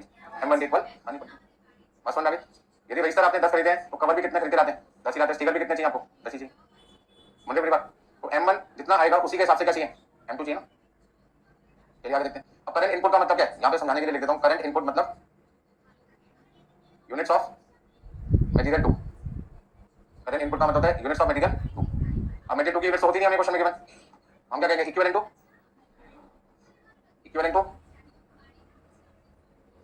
Units of material 1, that is कितना? 9000 यूनिट्स। तो मैंने कहा भाई घूम फिर के आना तो यही है, इसी को क्या बोलते हो समझने के लिए? डायरेक्टली नहीं है, इनडायरेक्टली सेंस में कह सकते हैं। डायरेक्टली तो मतलब M2 माना जाता है, बट M2 की क्वांटिटी क्वेश्चन में कभी देनी रखी होगी, वो हमेशा किसके इक्वल होगी? M1। तो M1 की क्वांटिटी इक्वल टू M2 की क्वांटिटी इक्वल टू 9000, ठीक है। तो यहाँ पे हम क्या लिखेंगे? 9000 का 10% इक्वल टू, क्वेश्चन में स्क्रैप वैल्यू का रेट भी दे रखा है। मान लो क्वेश्चन में स्क्रैप वैल्यू का रेट भी दे रखा है, स्क्रैप वैल्यू पर यूनिट 5 रुपए, स्क्रैप वैल्यू पर यूनिट 5 रुपए। तो यहाँ पे स्क्रैप वैल्यू का अमाउंट कितना है जल्दी बताओ भाई। यहाँ पे स्क्रैप वैल्यू कितना लिखूं? स्क्रैप वैल्यू किसकी है? नॉर्मल लॉस की। 1000 इंटू 5 रुपए 5000 रुपए। यार कॉन्सेप्ट समझ में क्या? उसको प्रोसेस अकाउंट को आउटपुट का मतलब है यदि कोई लॉस ना होता तो आज कितनी क्वांटिटी फिनिश गुड्स की हमारी फैक्ट्री में तैयार हो जाती। अब यहाँ पे scrap value of normal loss कितनी आएगी? 800 इंटू 5 रुपए, 800 यूनिट को 5 से मल्टीप्लाई किया कितना लिखें? और यहाँ पे scrap value of normal loss 900 into 5 4500 रुपए। क्वेश्चन ये बनता है स्क्रैप वैल्यू तो आपने निकाल ली, माइनस किस में से करोगे? माइनस किस में से करोगे? माइनस किस में से करेंगे? यानी पहले केस में नॉर्मल लॉस किसका है? इनपुट का या टोटल इनपुट का? दोनों में से कोई भी वर्ड लिखाओ। तो ये जो 5000 आपको मिल रहे हैं इसमें से माइनस करेंगे, subtract from cost of material 1, subtract from cost of material 1, material 1 में से क्या करना है? माइनस। अच्छा दूसरे केस में तो 4000 आपको स्क्रैप वैल्यू पे मिल रहे हैं, उसे कहां से माइनस करेंगे? तो आपका आंसर होगा subtract from material 1, subtract from cost of material 1। दोनों केस में किसमें से माइनस करना है? M1। हम मान के चलते हैं जो नुकसान हुआ तो सभी मटेरियल का, बट कबाड़ी वाले ने जो स्क्रैप वैल्यू दिया वो किसके दिए? मेन मटेरियल के। और मेन मटेरियल में मुझे ये भी पता है कि उसमें कुछ पैसे मटेरियल 2 के भी थे, लेकिन मटेरियल 2 की स्क्रैप वैल्यू ढूंढने के लिए बहुत ज्यादा खर्चा करना पड़ेगा, हम उसको क्या करते हैं? इग्नोर कर देते हैं। जैसे मैंने कहा रजिस्टर भी बेचने गया था, कवर भी बेचने गया था, दुकानदार क्या करेगा? कबाड़ी वाला रजिस्टर को अलग कर दो, कवर को अलग कर दो। तो कवर को अलग करके देखा पता लगा उसका वेट ही नहीं दिखाई दे रहा, ना के बराबर है। और उस कवर को अलग करने के लिए हमने बंदे को बुला लिया जिसने कवर को अलग करने के लिए रजिस्टर से 100 रुपए ले लिया हमसे। समझ आ रही कि एक जिस चीज को मैं वेट मशीन पर रख रहा हूं तो उसका वेट नहीं आ रहा, कबाड़ी वाला कहता है वेट नहीं आएगा, पैसे रुपए नहीं दूंगा। और उस कवर को अलग करने के लिए रजिस्टर से कितने रुपए खर्च कर दिया मैंने? 100 रुपए, ठीक है। तो 100 रुपए देकर मिल कुछ नहीं रहा, ऐसे 100 रुपए खर्च करने में फायदा? हमने कहा छोड़ो, सारा का सारा स्क्रैप वैल्यू का जो भी पैसा मिल जाता 5 पैसे 10 पैसे 15 पैसे किसके नाम पे दे दो? मटेरियल 1 के नाम पर, ठीक है ना। जब आपको लगता है यार कोई वैल्यू मिल भी रही है बहुत ना के बराबर, इतनी मेहनत करने का छोड़ो यार, इतनी मेहनत क्यों करें, इग्नोर करो उसको, ठीक है ना। बिल्कुल वैसे जैसे मान लीजिए 5 6 लोग 15 अगस्त के टाइम पे कोई पतंग कटी और लूटने के लिए लग गए, और बाद में वो पतंग हल्की सी फट गई, पीछा जाने के चक्कर में और थोड़ी सी फट गई, तो 3 4 लोग क्या कहते हैं? इसी को लेते हैं आप, ये टेप लगाएगा, पतंग 5 रुपए की उससे ज्यादा तो टेप का खर्चा आ जाएगा लगाने का, तो बैलेंस भी बिगड़ जाएगा, कोई फायदा नहीं इस पतंग को लूटने का। 3 लोग तो पहले ही पीछे हो जाते हैं, बात समझ में आ रही, ठीक है ना। ये सारे एक्सपीरियंस बोलते हैं हमारे, कहीं ना कहीं हमने भी पतंग लाई होगी लूटने की कोशिश की, देखो ना अपने आस पड़ोस में, आंखें बंद करके मत चला करो, ठीक है। कोई भी चीज तब तक बंदा भाग रहा है जब तक उसको उसकी नजर में वैल्यू आ रही है, फिर उसकी वैल्यू ना के बराबर हो जाए, है ना। आप किसी लाइन में लगे हुए हैं, आपको पता है कि मेरी लाइन में जिस लाइन में मैं लगा हूं मेरे से आगे 100 लोग खड़े हैं, कहां पे? भंडारे की लाइन में। तो समझदार है वो बंदा तो लाइन में लगने से पहले भंडारे वाले के पास जाता है पेपर डोने कितने बांटने के लिए, वो कहता 50 लोगों का सामान लाया, मेरा नंबर 101 पे, लाइन में लगूं, सबसे आगे पहुंचना चाहिए मुझे लड़ झगड़ के। ईमानदारी से मिलेगा नहीं मुझे उस लाइन में, और मैं ईमानदारी से ही काम करना चाहता हूं तो मुझे उस लाइन में लगना ही नहीं चाहिए, इग्नोर करो। मुझे पता है नंबर नहीं आना, मुझे दूसरे बंदे का वेट करना चाहिए, दूसरा बंदा आएगा उस पर सबसे पहले नंबर मेरा होना चाहिए, काम को मैं बेकार में लाइन में लगाऊं। तो लाइन में लगने से पहले भी सोचना चाहिए, ये नहीं कि दुनिया एक लाइन में लगे आप भी लगे जाओ घरों की तरफ देखो, सोचो किस लाइन में लगना है किस लाइन में नहीं, ठीक है। यहाँ एक लाइन लग जाए बस नीचे, आप भी लाइन में लग जाओगे, थोड़ी देर में पूछो भाई किस चीज की लाइन लगी है, उसने कहा छोले चने बांटने मुझे, अरे जो बांट रहा है उससे तो पूछो कितने लोगों के लिए लेके आया, तुम्हारा 500 नंबर है वो लेके आया बेचारा 100 पत्ते, तुम्हारा नंबर आएगा नहीं, टाइम वेस्ट करो अपना, दूसरी लाइन का इंतजार करो, दूसरी जगह देखो जहाँ पे वो बढ़ रहा है सामान। टाइम की वैल्यू समझो अपनी भैया। यानी तीसरे केस में क्वेश्चन में साफ साफ लिखा है नुकसान किसका हुआ है, करंट इनपुट का। करंट इनपुट मींस मेटेरियल 2, नुकसान मेटेरियल 2 का हुआ है, तो पैसे भी किसमें से माइनस करने। तो उसमें कबाड़ी वाले को मैं क्या बेचने का, मेटेरियल 2 बेचने का, पैसे भी किसके मिले, मेटेरियल 2 के, माइनस भी किसमें से करूंगा, मेटेरियल 2। पहले केस में कंफ्यूजन थी किसका नुकसान हुआ है, M1 का या M2 का, तो हमने कहा किसका नुकसान हुआ, दोनों का हुआ, लेकिन पैसे किसके मिले, दोनों के मिले, बट मेटेरियल 2 के पैसे इतने ना के बराबर मिले कि हमने कहा उसको कंसीडर करने देखा। ठीक है, तो किसमें से माइनस करेंगे, subtract from cost of material 2, बस ये ध्यान रखना है। अब सिंपल लैंग्वेज में मैं बोलूं तो करंट इनपुट को बस याद रखो, उसके पैसे किसमें से माइनस होने, M2 में से, बाकी सबके पैसे M1। दूसरा क्या याद रखना है, इनपुट और टोटल इनपुट का एक ही मतलब होता है, आउटपुट लिखा हो, ग्रॉस आउटपुट लिखा हो या प्रोडक्शन लिखा हो, इन तीनों का एक ही मतलब होता है। ओपनिंग प्लस इंट्रोड्यूस को कहते हैं इनपुट या total input, opening plus introduce minus closing को क्या कहते हैं, आउटपुट या ग्रॉस आउटपुट या फिर प्रोडक्शन। और current input means unit of material 2 जो कि इक्विवेलेंट है किसके, unit introduce that is material 1। अपने मन में 3-4 बार ये बात रिपीट कर लो, तो आगे के क्वेश्चन आपको सिंपल लगेंगे। बाकी क्लास में नए नए पॉइंट्स देखने को मिले आपको। पहला मटेरियल कितना हो सकते हैं, 2। डीओसी किसका दे रखा होगा, किसका नहीं दे रखा होगा, M2 लेबर ओवरहेड का दे रखा होगा, M1 का नहीं दे रखा होगा। स्क्रैप वैल्यू निकालने में कितने केसेस मिल सकते हैं, 3 केसेस। पहले 2 में स्क्रैप वैल्यू किसमें से माइनस करनी है, मटेरियल 1 की कॉस्ट में से, लास्ट में मटेरियल 2, क्योंकि उन्होंने सीधा सीधा आइडेंटिफाई कर रखा कि नुकसान किसका हुआ, मटेरियल 2 का। पहले 2 केसेस में नुकसान सबका हुआ है, स्क्रैप वैल्यू भी सबकी मिली है, लेकिन हमें नहीं पता चल पा रहा कि वो स्क्रैप वैल्यू में M1 कितना है, M2 कितना है। तो हम अपनी नजर में मेन मटेरियल किसको मानते हैं, M1, तो सारा का सारा बेनिफिट स्क्रैप वैल्यू का किसको दे देते हैं, M1 को। ठीक है ना। मान लीजिए आपने कोई घर में लॉकेट पहन रखा है, उसमें सोने का लॉकेट है और वो धागे में लॉकेट लगा रखा है, धागे का वेट आपको क्या लगता है कितना निकलेगा, वेट मशीन पर रखे बहुत ना के बराबर, पता ही नहीं चलेगा, वेट मशीन में भी नहीं आएगा सोनार की। ठीक है ना, तो धागे लगा के उनको पतले पतले, वो जो स्क्रैप वैल्यू मिलेगी लॉकेट को बेचने पे धागे समेत, वो किसकी मिल जाएगी, वो कहता है धागा हटाओ या ना हटाओ, वेट मशीन में तो उसका वेट है ही नहीं। बेचने तो मैंने दोनों ही चीजें है ना, और वो पैसे सब किसके दे रहे हैं, सोने के लॉकेट के, मटेरियल 1, धागा मेरे लिए क्या था, मटेरियल 2 था, तो सारे पैसे उसने किसके दे दिए मेरे को, मटेरियल के, मेन मटेरियल 2 मेरी नजर में, जिसको फिजिकल वेट में देख सकते हैं। कबाड़ी वाला कहता है जो चीज फिजिकल फॉर्म में होगी मैं उसके पैसे दूंगा, चाहे वो M1 हो चाहे वो M2। अभी डिपेंड करता है आपके ऊपर कि आप किसको मेन मटेरियल मानते हैं, किसको सेकेंडरी मटेरियल मानते हैं। ठीक है, यदि आप कहते धागा मेरा मेन मटेरियल है और सोना मेरा मटेरियल 2 है, तो फिर आपको स्क्रैप वैल्यू किसकी मिली, मटेरियल 2 की। यदि आप कहते सोना मटेरियल 1 है और धागा मटेरियल 2 है, तो पैसे किसके मिलते हैं, मटेरियल 1 के, सोने के। तो ये आपके ऊपर डिपेंड करता है कि आपने अपनी फैक्ट्री में M1 M2 किसको माना। ठीक है ना, तो सोने की दुकान में पहले सोना खरीदा या धागा खरीदा, पहले सोना खरीदा होगा, उसको मेल्ट किया होगा, लॉकेट में कन्वर्ट किया होगा, देन उसके बाद किसकी जरूरत पड़ेगी, धागे की। उसका उसकी दुकान पे सोना गोल्ड मटेरियल 1 हो गया और धागा मटेरियल 2 हो गया। ठीक है, रिपीट करो, नहीं देखिए 16 question number 16।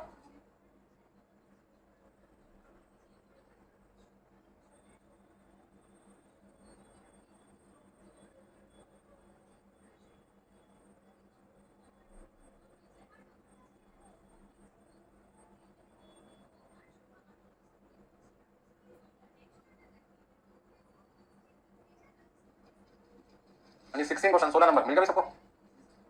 You are given the following data for prepare of process B account, ये सारी जानकारी बेटा आपको दे रखी है किसके लिए, प्रोसेस बी बनाने के लिए। अच्छा प्रोसेस बी कौन से नंबर पे आता है, सेकंड नंबर पे आता है, तो इस हम क्वेश्चन में प्रोसेस अकाउंट बना रहे हैं सेकंड डिपार्टमेंट के लिए, बी डिपार्टमेंट के लिए, जिसमें ओपनिंग डब्ल्यूआईपी कितनी है, 200 यूनिट और उसकी वैल्यू कितनी है, 3000। ट्रांसफर फ्रॉम प्रोसेस ए से कितनी यूनिट आई है, 800, जिसकी वैल्यू कितनी है, 7650। Material added, material added, material added 2720, 3 बार बोला मैंने मटेरियल एडेड को, क्या चीज है ये। अभी क्वेश्चन पढ़ के आपको पता नहीं चलेगा कि M1 है M2 है, दोनों मटेरियल है या सिंगल मटेरियल है, ज्यादा क्लियर आंसर हो जाता है जब आप प्रोसेस अकाउंट बनाते हैं। यानी लेबर आपको दे रखी है, ओवरहेड दे रखा है, यूनिट स्क्रैप का मतलब क्या होता है, नॉर्मल लॉस या total loss, total loss, total loss कितना है, 100 यूनिट का। क्लोजिंग डब्ल्यूआईपी कितना है, 300 unit. Degree of completion material labour overhead दे रखा है। अब बहुत बच्चे परेशान होते हैं कि मटेरियल में यदि 2 मटेरियल का केस हुआ क्वेश्चन मान लो, तो ये M1 का है या M2 का, किसका होगा, M2। थोड़ी देर पहले मैंने बोला भी था यदि 2 मटेरियल का केस हुआ तो डिग्री ऑफ कंप्लीशन किसकी होगी, M2, किसका नहीं होगा, M1 का नहीं होगा, सही बात है। आगे देखिए नॉर्मल लॉस कितना है, 10% किसका, ग्रॉस आउटपुट, कौन सा केस है, सेकंड। सेकंड केस में नॉर्मल लॉस कैसे निकालोगे, opening WIP plus introduce minus closing, उसका जो टोटल आएगा उसका 10% आपके पास क्या है, नॉर्मल लॉस। तो करिए शुरू क्वेश्चन को, चलिए। तो सबसे पहले मैंने यहाँ पे क्या लिखा, क्वेश्चन नंबर 60, और हमारी शुरुआत हमेशा किससे होती है, प्रोसेस अकाउंट। और इस क्वेश्चन में पूछा भी कि आपसे प्रोसेस अकाउंट बनाइए, तो सबसे पहले मैं यहाँ पे सॉल्यूशन ही हो गया, तो मेरा प्रोसेस बी अकाउंट, ये मेरा सॉल्यूशन है, ध्यान रखना। बाकी सारे मेरे क्या होंगे, वर्किंग नोट्स होंगे। यानी तो opening WIP, opening stock WIP का कितना है, 200 यूनिट, वैल्यू कितनी है इसकी, 3000। फिर आपके पास क्वेश्चन में प्रोसेस ए से कितना सामान बन गया है, 800 यूनिट बन गया है, जिसके आपको कितने पैसे देने, तो ये ध्यान रखना ये मटेरियल क्या बन गया, M1 बन गया। अच्छा यदि इसके अलावा कोई मटेरियल नजर नहीं आया तो ये मटेरियल 1 भी बोल सकते हैं, खाली क्या बोल सकते हैं, मटेरियल भी बोल सकते हैं। अभी मैंने इसका नाम क्या रख दिया, M1। अब क्वेश्चन में लिखा मटेरियल एडिट, मटेरियल एडिट को क्या कहते हैं, सन्डे मटेरियल। सन्डे मटेरियल की क्वांटिटी होती है क्या, नहीं, 2720। इसे हम क्या नाम देंगे, M2। कितने मटेरियल का केस हो गया, 2 मटेरियल का केस हो गया। एक जो प्रीवियस प्रोसेस से रिसीव हुआ वो मेन मटेरियल है, और जो आपने आज नया मटेरियल इंट्रोड्यूस कर दिया उसका नाम क्या, मटेरियल 2। अब लेबर कॉस्ट कितनी है आपकी, लेबर कॉस्ट कितनी है आपके पास में 2604, और आपका फैक्ट्री एक्सपेंस कितना है जिसको फैक्ट्री ओवरहेड कहते हैं 1276। हाँ जी, क्वेश्चन में हमें सबसे पहले क्या चाहिए, ग्रॉस आउटपुट चाहिए, ग्रॉस आउटपुट चाहिए। ग्रॉस आउटपुट निकालने के लिए हमें क्या करना पड़ेगा, opening WIP plus introduce minus closing WIP। अब ओपनिंग कितनी है, 1000 या 800 या 200, 200। हाँ जी, ओपनिंग प्रोसेस क्लोजिंग, क्लोजिंग कितना क्वेश्चन है, क्लोजिंग स्टॉक WIP का 300। तो 200 प्लस 800 1000 माइनस 300 700 यूनिट। तो नॉर्मल लॉस किस पे निकालना है, 700 यूनिट। नॉर्मल लॉस आपको किस पे निकालना है, ग्रॉस आउटपुट 700 का 10% है, मतलब कि 70 यूनिट। जबकि क्वेश्चन में टोटल लॉस कितना है, 100 है। तो सबसे पहले मैंने यहाँ पे लिखा by normal loss, normal loss 70 unit, और एबनॉर्मल लॉस जिसे हम कहते हैं एक्स्ट्रा लॉस, एडिशनल लॉस, वो लॉस जो आपने नहीं सोचा था, अनएक्सपेक्टेड लॉस, कितनी यूनिट लिखेंगे। समझ में आया कैसे लिखा, क्योंकि टोटल लॉस कितना आपके पास में, टोटल लॉस आपके पास में है 100 यूनिट का, और यदि टोटल लॉस 100 यूनिट है और उसमें से आपने 70 यूनिट का लॉस पहले से सोच के रखा था, तो कितना लॉस अनएक्सपेक्टेड है 30। अच्छा कितनी क्वांटिटी फिनिश स्टॉक अकाउंट में जाएगी, हाँ जी, फिनिश स्टॉक अकाउंट में कितनी क्वांटिटी आप ट्रांसफर करेंगे। तो फिनिश स्टॉक अकाउंट में टोटल कितना था 1000, 1000 में से वर्कर ने कितना काम बीच में छोड़ दिया था 300, तो 700 यूनिट पूरी होनी चाहिए थी, 700 में से 100 का नुकसान हो गया, तो 600 यूनिट आपके पास क्या आ जाएगी, बैलेंसिंग, ठीक है।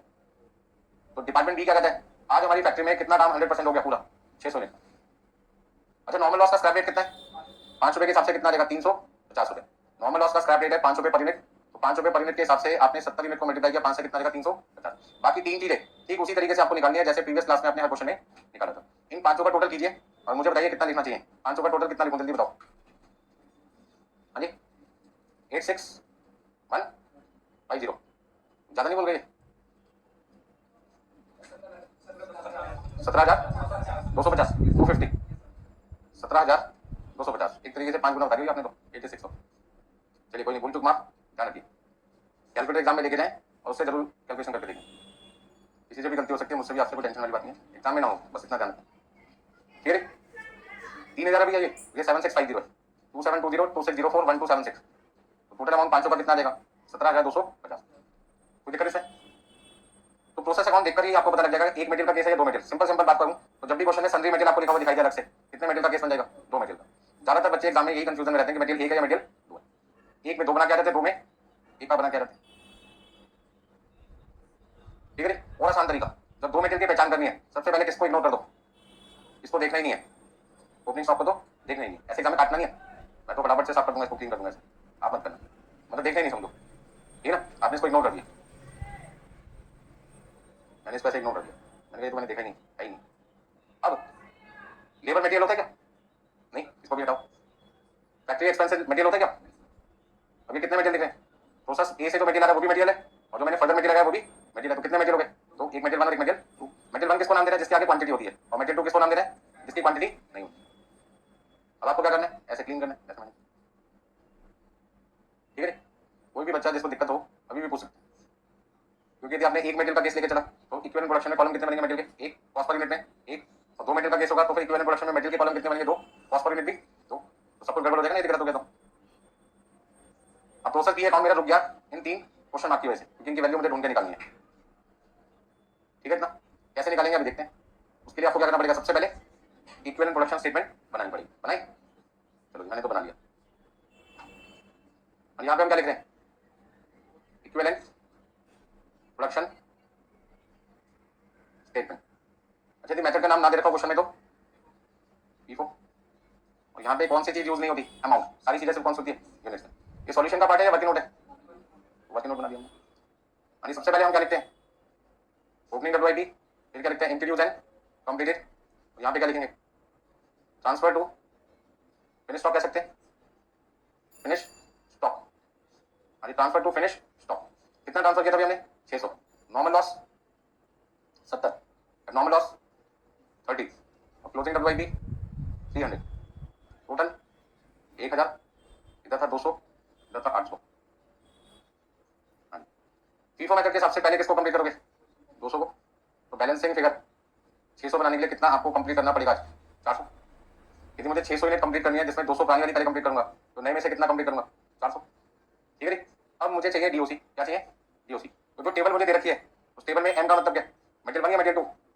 जो टेबल क्वेश्चन दे रखी है मटेरियल 2, तो मटेरियल 1 दे नहीं रखा, बस जरूरत तो उसकी भी है मुझे, तो सारी चीजें क्या मान के चलेंगे?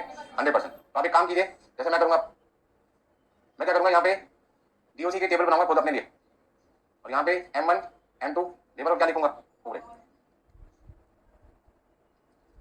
एक जगह लिखूंगा ओपनिंग WIP, एक जगह लिखूंगा क्लोजिंग WIP। और स्क्रैप का मतलब क्या होता है? स्क्रैप में नॉर्मल लॉस भी होता है, एबनॉर्मल लॉस। नॉर्मल लॉस हम कंसीडर करते नहीं है, तो हमारी नजर में ये परसेंटेज कहाँ काम आएगी? एबनॉर्मल लॉस में आएगी। स्क्रैप का मतलब टोटल लॉस, टोटल लॉस में नॉर्मल लॉस भी होता है, एबनॉर्मल लॉस भी होता है। तो ये परसेंटेज होती तो दोनों की है, बट हम किसको कंसीडर करके चलेंगे? ये परसेंटेज किसके काम आएगी? Abnormal loss.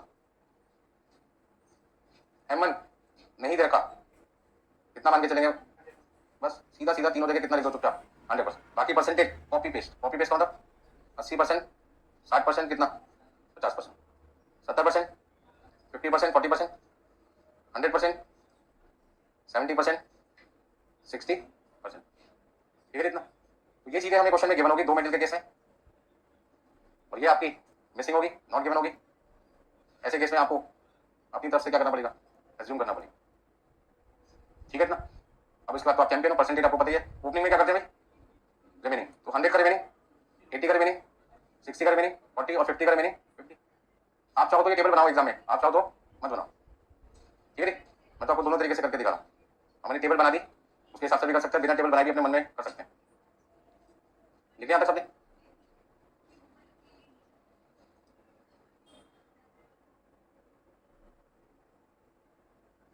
अभी रिपीट करना है?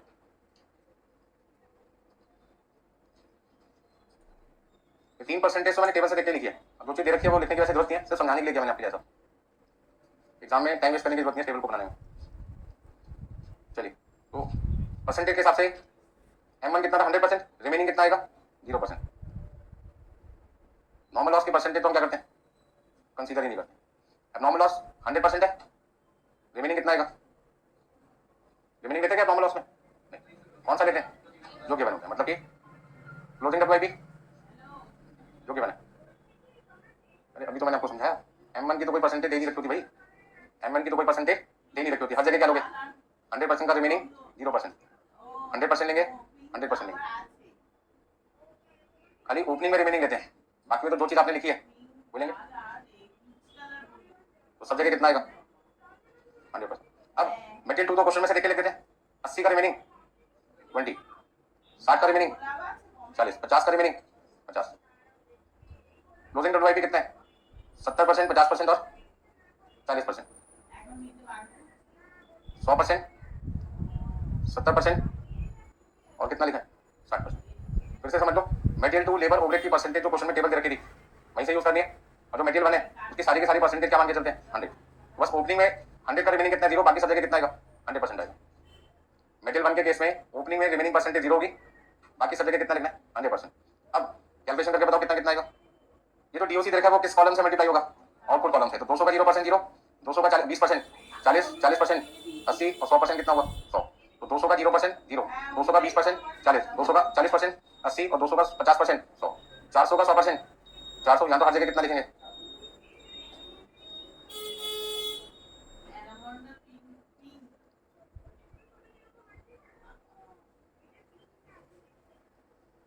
अरे 30, 30, 21, 18, चेक कर लेना भी एक बार। 150, 120। अब इन सबका यदि हम टोटल करें तो देखो कितना आता है? 730, 730। इधर आपके पास में आता है 680,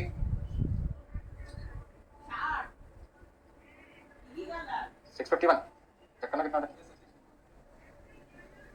630, 638। नोट कर लीजिए फटाफट से। किसी कैलकुलेशन में कोई प्रॉब्लम आ रही है पूछ लो आपका तभी। M2 लेबर ओवरहेड की परसेंटेज जो क्वेश्चन में देखिए वहीं से करना है। M1 दे नहीं रखा, कितना लेके चलना है हर जगह? 100%। बट ओपनिंग में कॉन्सेप्ट क्या होता है? रिमेनिंग। तो 100 का रिमेनिंग क्या हुआ? 0, बाकी हर जगह क्या आएगा? 100, 100%। मटेरियल 2 लेबर ओवरहेड क्वेश्चन में दे रखा था ओपनिंग का 80%, 60%, 50%। तो 80 का रिमेनिंग 20, 60 का रिमेनिंग 40 और 50 का रिमेनिंग 50। क्लोजिंग WIP 70 50 40 दे रखा था तो 70 50 40 लिखा, scrap out the abnormal loss 100 70 और कितना लिख दिया 60%।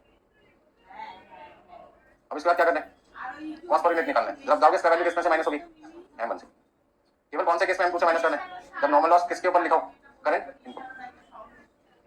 हो गया सबका यहां तक।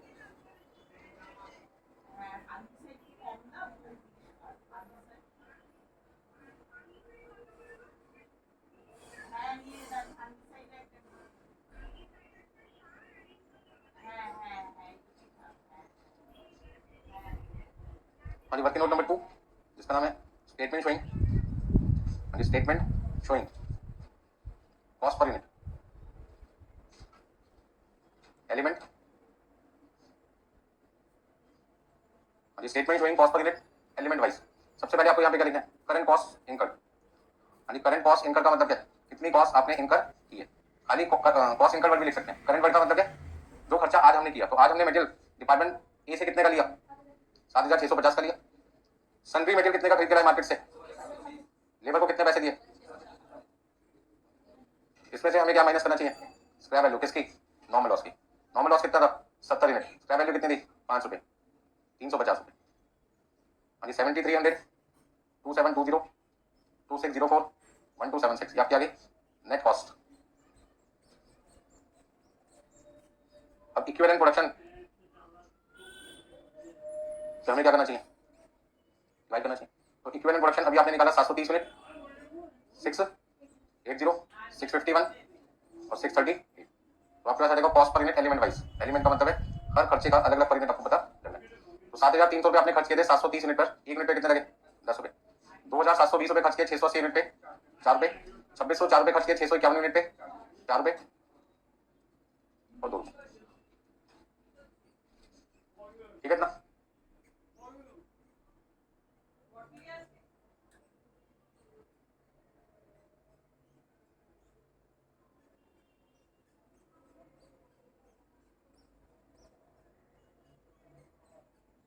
अब क्या करना है, अपोर्शनमेंट ऑफ कॉस्ट जिसको कहते हैं स्टेटमेंट ऑफ वैल्यूएशन।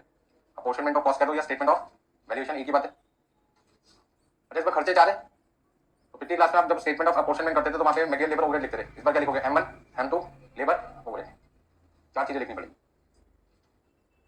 करें शुरू।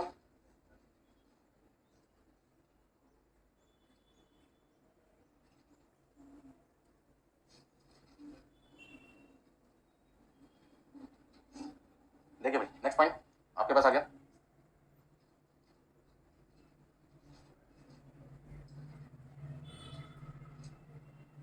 Statement showing apportionment of cost. Cost का अपोर्शनमेंट करना है, कौन सी कॉस्ट है, जो कॉस्ट आपने इनकर की है। इसका मतलब है जो खर्चा आपने किया वो पैसे आपने कहाँ कहाँ इस्तेमाल किया, कहाँ कहाँ यूज किया, ताकि जहां जहां वो पैसा लगा उनसे आप वो पैसे मांग सकें। ठीक है ना भाई। Closing stock of WIP। तो सबसे पहले यूनिट्स कितनी थी पहले केस में, मटेरियल के केस में ओपनिंग WIP का मटेरियल 0 था, फिर 40 यूनिट था, फिर 80 यूनिट 100 यूनिट, बाकी सब जगह 400 400 400 लिखना है। हाँ जी एबनॉर्मल लॉस में आपके पास सब 30 30 21 और 18। हाँ जी क्लोजिंग में आपके पास कितना है 300 210 150 120। रेट आपने अभी निकाला है 10442, 10 रुपए 4 रुपए 4 रुपए 2 रुपए 10 रुपए 4 रुपए 4 रुपए 2 रुपए 10442। अब सबको मल्टीप्लाई करेंगे तो यहाँ पे आएगा 0 160 320 200 4000 1600 1600 और आपके पास कितना आ जाएगा 800 आ जाएगा। ठीक है ना भाई।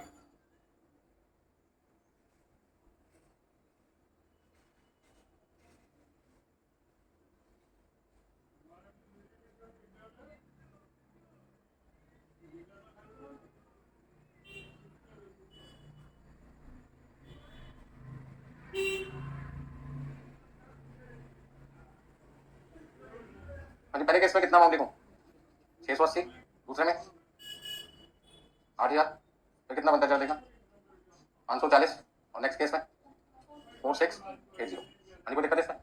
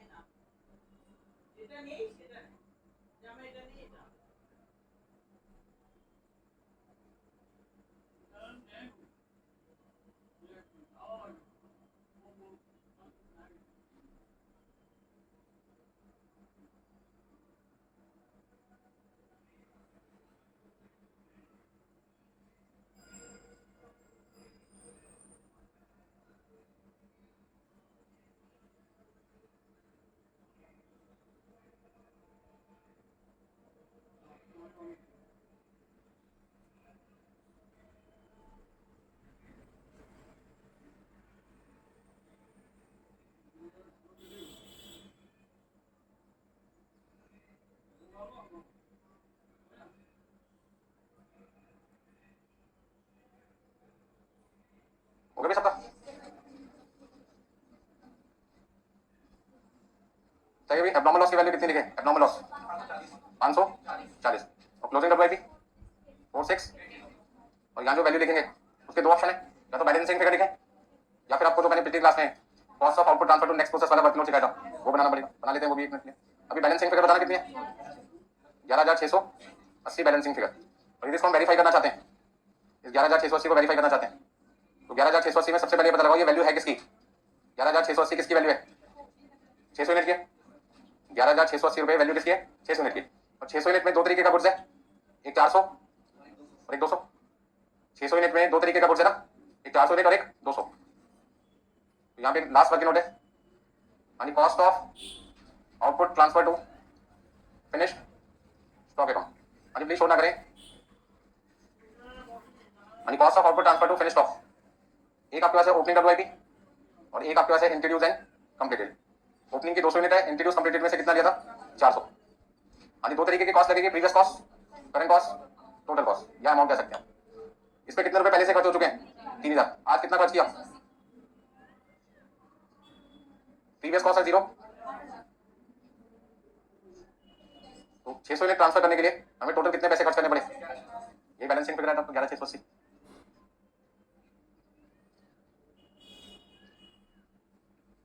कोई दिक्कत इसमें?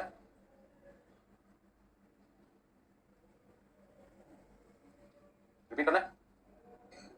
चलिए नेक्स्ट देखिए 17 क्वेश्चन, 17 नंबर 17 क्वेश्चन। कम से कम 3-4 क्वेश्चन तो करते रहे आज। आज की क्लास में कोशिश ये रहेगी कम से कम 4-5 क्वेश्चन टोटल हो जाए, 4 तो हो जाए एटलीस्ट, एक ही हुआ अभी तक। यानी जितना आप स्पीड बढ़ाएंगे उतनी जल्दी आपकी आज की क्लास खत्म होगी, छुट्टी होगी, ठीक है ना? तो जो लोग जल्दी जाना चाहते हैं थोड़ी स्पीड बढ़ाएं। यानी नेक्स्ट आपके पास है 17 क्वेश्चन, 17 नंबर। टाइम बचाने के लिए मैंने क्या किया, 17 क्वेश्चन जानबूझ के बोला ताकि पेज ढूंढने में टाइम न लगे आपका। 16 के नीचे कौन सा क्वेश्चन है? 17। यानी 17 क्वेश्चन शुरू करें। You are required to prepare process number 2, यानी प्रोसेस नंबर 2 बनाना है। यहाँ पे ट्रांसफर फ्रॉम प्रोसेस 1 90 यूनिट 900 रुपए में, ओपनिंग डब्ल्यूआईपी की 5 यूनिट है, 90 रुपए खर्च हो चुका है उस पर। मटेरियल एडेड, तो इस बात का इंडिकेशन है कि यहाँ पे भी कितने मटेरियल हो गए? 2। लेबर 246 रुपए का है और ओवरहेड कितना है? 83। यूनिट स्क्रैप, नॉर्मल लॉस है या टोटल लॉस है? टोटल लॉस, मतलब 2 यूनिट का टोटल नुकसान है। नॉर्मल लॉस है 5% किसका? ग्रॉस आउटपुट का। सेल वैल्यू ऑफ स्क्रैप कितना है? 10 रुपए पर यूनिट है। क्लोजिंग डब्ल्यूआईपी कितना है? 15 यूनिट। और डीओसी क्वेश्चन में दे रखा है जिसमें सिर्फ मटेरियल लिखा है, अब ये नहीं बता रखा ये मटेरियल 1 है या मटेरियल 2। तो यदि 2 मटेरियल का केस हुआ तो ये मटेरियल 2 माना जाएगा। और M1 100% लेके चलना पड़ेगा एग्जाम में। क्वेश्चन पेपर पे यहाँ जहाँ मटेरियल लिखा है तो मटेरियल 2 लिख लेना, 2 मिनट के लिए, और इसके ऊपर M1 100 लिख देना तीनों जगह। तो अलग से आपको टेबल बनाने में टाइम वेस्ट करने की जरूरत नहीं पड़ेगी, ठीक है ना? पेंसिल से, ताकि उसे क्लीन कर सके बाद में। क्वेश्चन खत्म हो गया। तो प्रोसेस 2 अकाउंट बनाना है यहाँ पे। तो सबसे पहले हमें क्या लिखना है? क्वेश्चन नंबर 17, ये मेरा सॉल्यूशन है। हाँ जी, प्रोसेस सेकंड अकाउंट, बहुत जल्दी हो जाएगा आपका ये क्वेश्चन। कॉन्सेप्ट आपको सारे समझ में आ चुके हैं। हाँ जी, सबसे पहले हम स्टार्टिंग कैसे करेंगे? To opening stock of WIP, 5 unit है, 90 रुपए खर्च हो चुके हैं। फिर प्रोसेस 1 से कुछ सामान बन के आया है, कितनी यूनिट है तभी? 90। और प्रोसेस 1 से जो 90 यूनिट हमारे पास बन गई है उसके हमें कितने पैसे देने? 900। सन्ड्री मटेरियल आपके पास में कितने रुपए का? 425 का, 425। फिर आपके पास लेबर कॉस्ट और फैक्ट्री एक्सपेंसेस या फैक्ट्री वगैरह जो भी लिखना चाहें, यानी 246 और 83। इसके बाद में आपके पास है नॉर्मल लॉस, और नॉर्मल लॉस के लिए हमें देखना पड़ेगा नॉर्मल लॉस किस पे निकालने को बोल रहे हैं, ग्रॉस आउटपुट। तो सबसे पहले आपको क्वेश्चन में क्या ढूंढना पड़ेगा, gross output.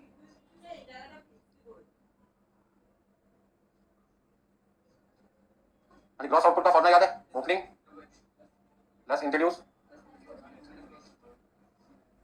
Minus closing, WIP।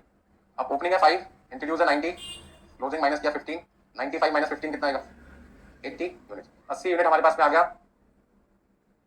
Gross output का। ग्रॉस आउटपुट का कितना आ गया, 80 यूनिट।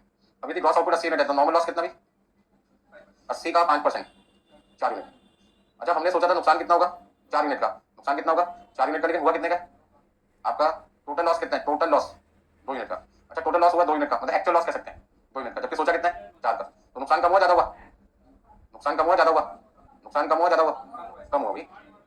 सोचा 4 यूनिट का है, हुआ 2 यूनिट का है। सोचा था ना 4 का, हुआ तो लेकिन 2 का ही है, तो नुकसान तो कम हुआ है। कौन सा नया पॉइंट आ गया। और पिछली क्लास में मैं नॉर्मल गेन के बारे में आपको समझा चुका हूं।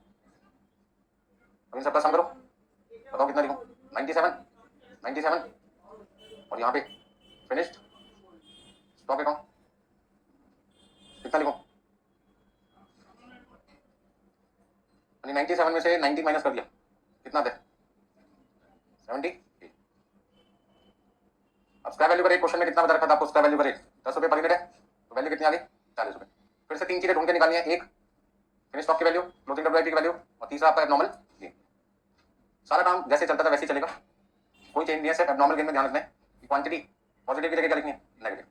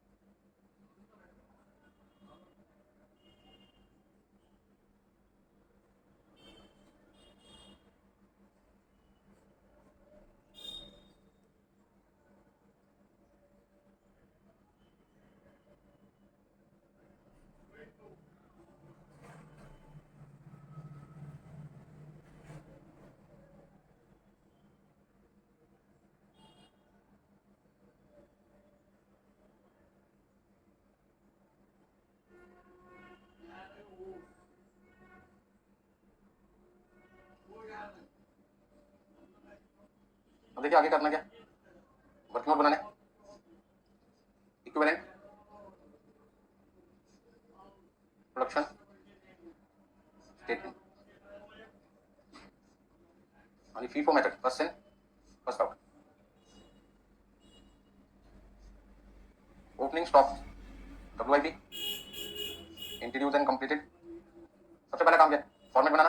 दूसरा काम पर्टिकुलर्स में चीजें लिखना, transfer to finish stock account, transfer to finish stock account. Normal loss इस बार ध्यान रखना, एबनॉर्मल लॉस नहीं है, एबनॉर्मल गेन है। और क्लोजिंग स्टॉक WIP। यानी ओपनिंग आपके पास कितनी थी, 5 यूनिट, इंट्रोड्यूस था 90, टोटल हो गया 95। Transfer to finish stock account 78 unit, normal loss कितना था 4, क्लोजिंग WIP कितना है 15। अब 2 मिनट के लिए ध्यान दीजिए, 78 प्लस 4 82, 82 प्लस 15 97। इधर का टोटल तो 97 आ रहा है और इधर 95 है, तो 95 बनाने के लिए 97 को इसमें से 2 क्या करना पड़ेगा, माइनस करना पड़ेगा। एबनॉर्मल गेन का DOC क्वेश्चन में कभी भी नहीं दे रखा होगा, क्योंकि एबनॉर्मल गेन वो गेन होता है जिसके बारे में आपको पहले से पता नहीं था कि एक्स्ट्रा सामान बनेगा। ये तो वर्कर की एफिशिएंसी से, अच्छा मटेरियल की क्वालिटी की वजह से, प्रॉपर मैनेजमेंट की वजह से आपकी वेस्टेज कम हुई, जिसकी वजह से आपका प्रोडक्शन ज्यादा हो गया। बाकी जैसे काम करते हैं वैसे चलेगा। 78 में पहले किसको फिनिश करोगे, पूरा करोगे 5 यूनिट को, बाकी का बैलेंसिंग फिगर कितना और चाहिए 73। नॉर्मल लॉस को कंसीडर ही नहीं करते परसेंटेज में हम, तो जो काम आसान है पहले उसको कर लेते हैं। अब जो टेबल मुझे क्वेश्चन में दे रखी है उस टेबल में मटेरियल किसकी परसेंटेज है, M1 M2 M2, तो M2 पे चलते हैं पहले। M2 में क्या लेते हैं, ओपनिंग का रिमेनिंग, तो 60 का रिमेनिंग 40, 60 का रिमेनिंग 40 और 40 का रिमेनिंग 60। क्लोजिंग का WIP 80%, 60%, 60%, ठीक है जी। अब इंट्रोड्यूस में आंख बंद करके यदि आप लिख सकते हैं तो कितना लिख दो, मतलब कहीं इधर उधर देखना नहीं, आंख बंद करने का मतलब इधर उधर मत देखो, सीधा कितना लिखो 100। अब इसके बारे में सोचना है, M1 में कौन सी परसेंटेज इस्तेमाल होती है 100, तो लेकिन ओपनिंग में कौन सी आती है रिमेनिंग, तो 100 का रिमेनिंग 0, बाकी हर जगह 100% आएगी। सबसे आसान तो M1 होता है, पहला 0 बाकी सब 100%। अब इसकी क्वांटिटी निकाल लो भाई, क्वांटिटी कितनी कितनी आ रही है 0 2 2 3 73 73 73 73 15 12 9 9, बताइए कितना कितना लिखेंगे यहाँ पर 86 और 85 82 83, कोई दिक्कत इसमें 86 85 82 83। अब आपको निकालना है cost per unit, cost per unit निकालने के लिए हमें क्या करना होगा, एक और वर्किंग नोट बनाना पड़ेगा।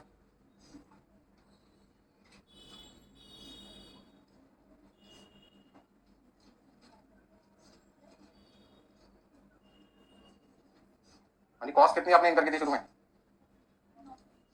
करंट कॉस्ट इनकर भी लिख सकते हैं या खाली कॉस्ट इनकर भी लिख सकते हैं, कितना कितना 900 425 246 83, इसमें से माइनस क्या करना है square value of normal loss, ध्यान रखना नॉर्मल लॉस, नॉर्मल लॉस कितनी यूनिट थी 4, स्क्वायर वैल्यू का रेट था 10 रुपए,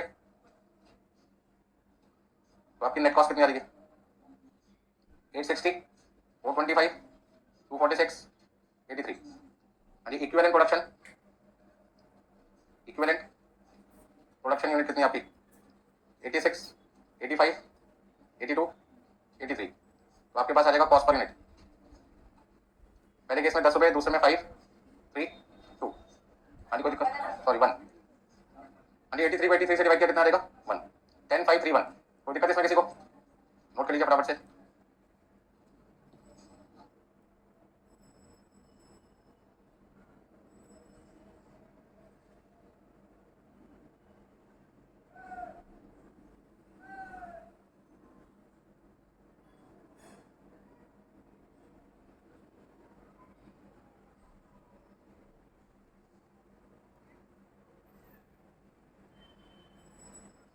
वर्किंग नोट नंबर 3 में आपको करना है अपोर्शनमेंट ऑफ कॉस्ट का काम।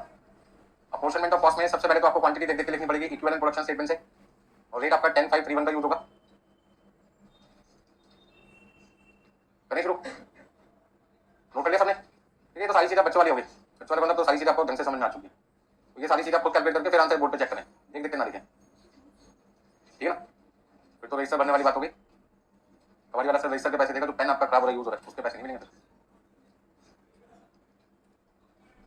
यहाँ पे आपने लिखा ओपनिंग स्टॉक WIP, फिर आपके पास है इंट्रोड्यूस एंड कंप्लीटेड, इस बार ध्यान रखना एबनॉर्मल लॉस की जगह क्वेश्चन में क्या था एबनॉर्मल गेन और closing stock of WIP। Working note number 3 आपके पास है, और वर्किंग नोट नंबर 3 में apportionment of cost, apportionment of cost, please बात ना कीजिए, कोई पॉइंट पूछना मुझसे पूछिए। क्वांटिटी आपको यहाँ पे लिखनी पड़ेगी ओपनिंग WIP की, तो ओपनिंग WIP में 0, फिर कितना आपके पास में 2 2 3, इधर आपके पास कितना है 73 73 73 और 73। एबनॉर्मल गेन में तो सारी चीजें आएंगी 15 12 9 9, रेट आपके पास कितना 10 5 3 1 10 5 3 1, इन सबको मल्टीप्लाई करके जो वैल्यू आएगी मुझे तो सिर्फ वो वैल्यू बताइए कितनी आएगी 19 रुपए 1387 246, 246, नोट कीजिए।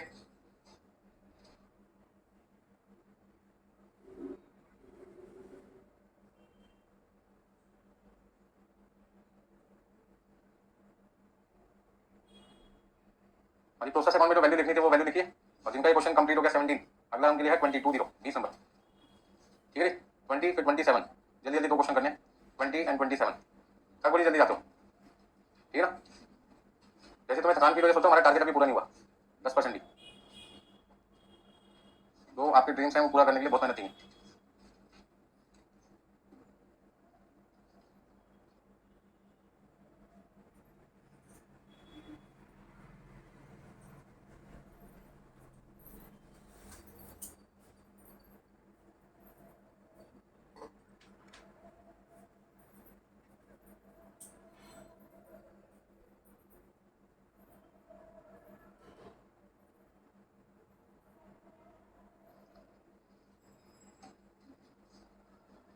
ठीक है, 17 क्वेश्चन जो चल रहा था आपका, उसमें फिनिश स्टॉक की वैल्यू कितना लिखोगे क्वेश्चन मार्क की जगह, वो बैलेंसिंग फिगर लिख लेंगे।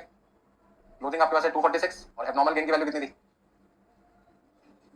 38, ठीक है। इन सब पर टोटल कीजिए कितना आता है। 17 क्वेश्चन में 90, 900, 425, 246, 83, 38, आपके पास आ जाएगा 1782। 1782 में से सारी चीजें माइनस कर दो, 1496, 1496 आपके पास वैल्यू आ जाएगी।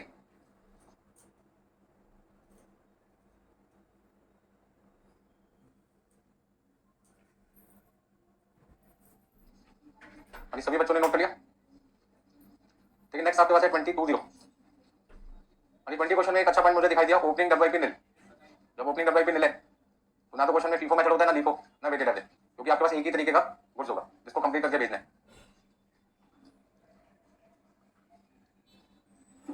अभी 1496 सबका आ गया था, बैलेंसिंग फिगर लिख दिया मैंने यहाँ पर।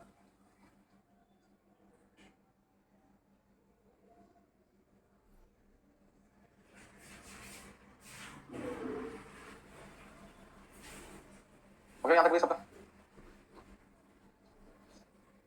नेक्स्ट आपका क्वेश्चन नंबर 20 क्वेश्चन में आपसे पूछे हैं XP limited furnish you the following information relating to process second. आपको यहाँ पे प्रोसेस 2 से रिलेटेड सारी इन्फॉर्मेशन दे रखी है। ओपनिंग डब्ल्यूआईपी कितना आपके पास में निल, यूनिट्स इंट्रोड्यूस है 42,000 यूनिट 12 रुपए के हिसाब से, expenses debited to process, direct material 61530, labour आपको दे रखी है ओवरहेड। तो सबसे पहले हमें क्या करना है, क्वेश्चन में एक तो स्टेटमेंट ऑफ इक्विवेलेंट प्रोडक्शन बनाना है, तो स्टेटमेंट ऑफ इक्विवेलेंट प्रोडक्शन बनाएंगे। Statement showing cost of finished goods, abnormal loss, closing WIP, मतलब अपॉर्शनमेंट ऑफ कॉस्ट वाला पॉइंट भी आ गया। प्रोसेस सेकंड अकाउंट बनाना है, साथ में क्या बनाना है एब्नॉर्मल लॉस अकाउंट। तो इसका इस क्वेश्चन में सबसे पहले तो सॉल्यूशन करना है वो स्टेटमेंट ऑफ इक्विवेलेंट प्रोडक्शन से करना है, लेकिन आपको याद होगा कि हम स्टार्टिंग किससे करते हैं, प्रोसेस से। और प्रोसेस तो बनाना है वो कौन से नंबर पे, सी नंबर पे, और सी का भी फर्स्ट पार्ट बोलेंगे क्योंकि सी में 2 चीजें बनानी है, प्रोसेस सेकंड अकाउंट और एब्नॉर्मल लॉस अकाउंट। तो सबसे पहले हम यहाँ पे लिखते हैं प्रोसेस सेकंड अकाउंट। इसमें क्वेश्चन में ओपनिंग डब्ल्यूआईपी लिखने की जरूरत ही नहीं क्योंकि क्वेश्चन में नहीं लिखा हुआ है। तो सबसे पहले हमें क्या करना है, यूनिट इंट्रोड्यूस है 42,000, तो ये गुड्स आपके पास कहां से बन के आया होगा, प्रोसेस 1 से, क्योंकि हम प्रोसेस 2 के लिए काम करते हैं।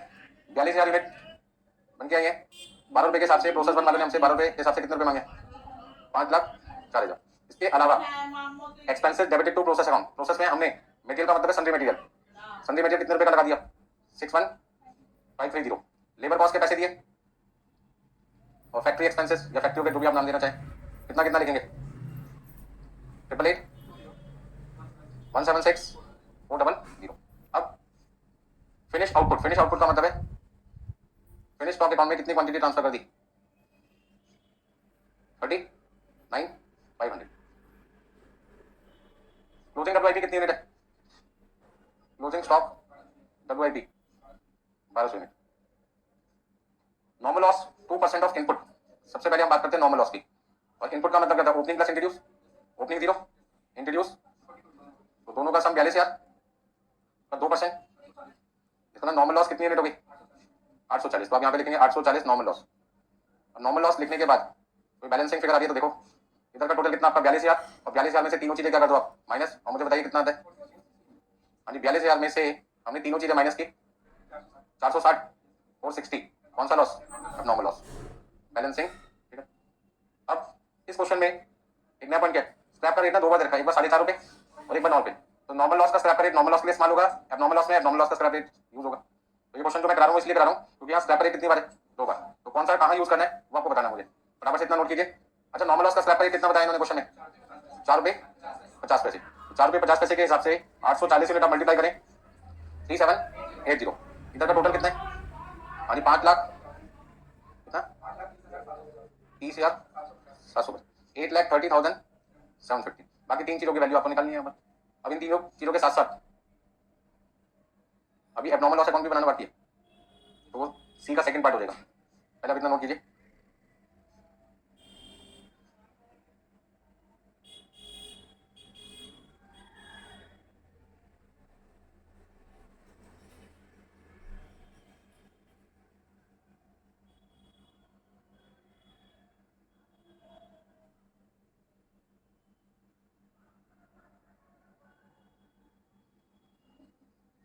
हाँ जी एबनॉर्मल लॉस अकाउंट थोड़ी देर में बनाएंगे, पहले हम बनाते हैं इक्विवेलेंट प्रोडक्शन स्टेटमेंट। तो ओपनिंग डब्ल्यूआईपी तो हमें क्वेश्चन में लिखना ही नहीं है, सॉल्यूशन आपका यहां से शुरू होता है। स्टेटमेंट ऑफ इक्विवेलेंट प्रोडक्शन, और इस बार ओपनिंग लिखने की जरूरत नहीं है, क्वेश्चन में है नहीं, सीधा स्टार्टिंग किससे होगी इंट्रोड्यूस एंड कंप्लीटेड, बाकी सारी चीजें वैसे रहेंगी, transfer to finished stock account. हाँ जी normal loss, abnormal loss, closing stock of WIP. देखिए भाई आपने 42,000 यूनिट इंट्रोड्यूस किए, हाँ जी 42,000 यूनिट आपने इंट्रोड्यूस किया, ट्रांसफर टू नेक्स्ट प्रोसेस है 39,500। नॉर्मल लॉस कितना था 840, abnormal loss 460, closing 1200।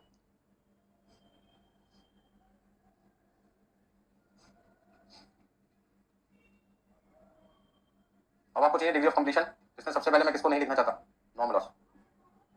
Introduce and completed में बिना किसी से बातचीत किए बराबर से कितना लिखो 100%। अब एबनॉर्मल लॉस में कितना लिखें, तो जो परसेंटेज आपको लॉस की दे रखी होगी क्वेश्चन में दे रखी है, मटेरियल लेबर ओवरहेड लिखा है, खाली मटेरियल वर्ड लिखा है, ये नहीं बताया M1 M2 है। M2 तो M2 का 100% लिखेंगे, लेबर का 80% और ओवरहेड का कितना है 60%। ऐसी क्लोजिंग में degree of completion material 100%, labour 50%, overhead 40%, 100 50 40, 100% 50% 40%, बस समझ में कितने। तो जो परसेंटेज दे रखे वो M2 की है, बार बार मैं बता रहा हूँ। अब लिखना है M1 के कितने परसेंटेज लिखें 100%, इससे आसान कुछ हो नहीं सकता आपकी जिंदगी में। अब फटाफट से क्या लिखो, क्वांटिटी 39,500, तो यदि 100% किया जाए तो हर जगह कितना आएगा 39,500, मतलब 39,500, 39,500, 39,500 और लास्ट में भी 39,500। इधर आपका 460 460, बताना कितना आएगा 80% 460 का 368 और 60% 276 और 1200 का 40%, टोटल कितना लिखें 41160। दूसरे में सी में, तीसरे में 40468 और 40256। ठीक है इतना नोट कीजिए फटाफट से।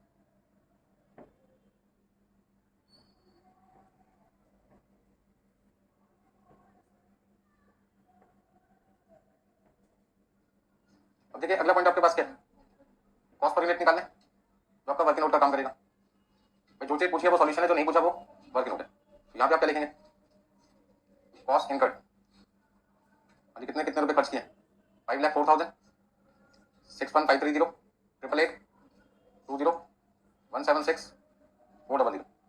इसमें से माइनस करना है स्क्रैप वैल्यू, तो स्क्रैप वैल्यू नॉर्मल लॉस का कितना लिखेंगे आप, कितना था भाई 3780। तो आपके पास में नेट कॉस्ट इनकर्ड कितना हुआ जाएगा, कितना लिखूं 500,220, 61,530, बाकी तो सेम रहेगा। हमारी डेसिमल में यदि पर यूनिट आ जाए तो हमारी सेट पे कोई फर्क पड़ता है नहीं, सारा काम किसने करना है कैलकुलेटर ने। यहाँ तो हम दो और दो भी कैलकुलेटर पे प्लस करके देखते हैं कि 5 ना आ जाए। देखो भाई कितनी यूनिट लिखना है? 41160, 41160, 40468। और अब इसको डिवाइड करके जब आप पर यूनिट निकालेंगे, कॉस्ट पर यूनिट, तो आपका आ जाएगा 12.15।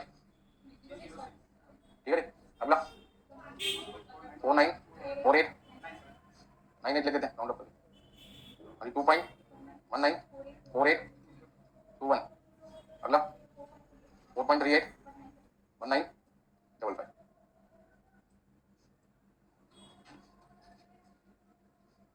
Statement showing cost per unit, element wise. अब तो एक जैसे क्वेश्चन बहुत सारे कर लिया आपने। बस मटेरियल की वैल्यू 2 है तो 2 कॉलम बनेंगे, एक होगी तो एक कॉलम बनेगा मटेरियल का।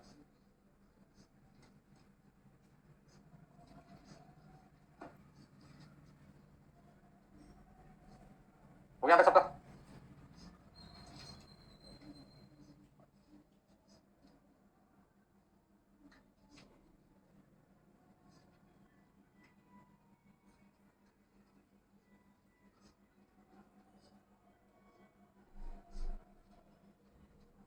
कॉस्ट पर यूनिट वाली कंप्यूटेशन सबकी हो गई? फिर रहेगा तो बताओ, हो गया सबका?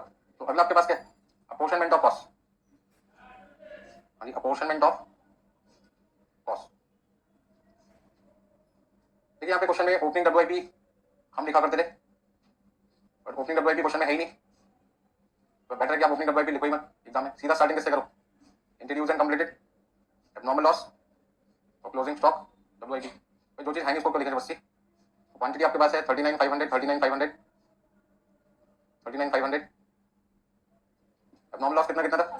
460, 460, 368, 276। क्लोजिंग डब्ल्यूआईपी 1200, 1200, 600 और 480।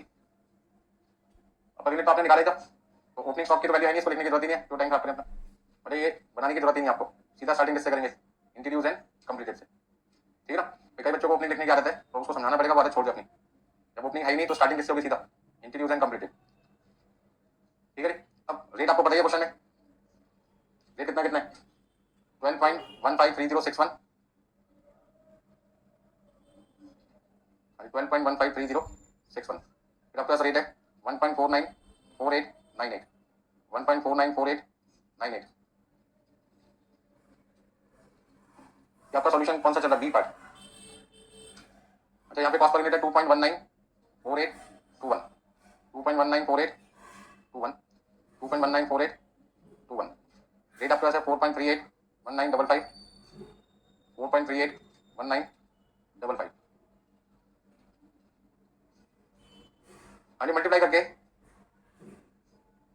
अमाउंट आप जब मुझे बताएंगे कितना कितना बताएंगे?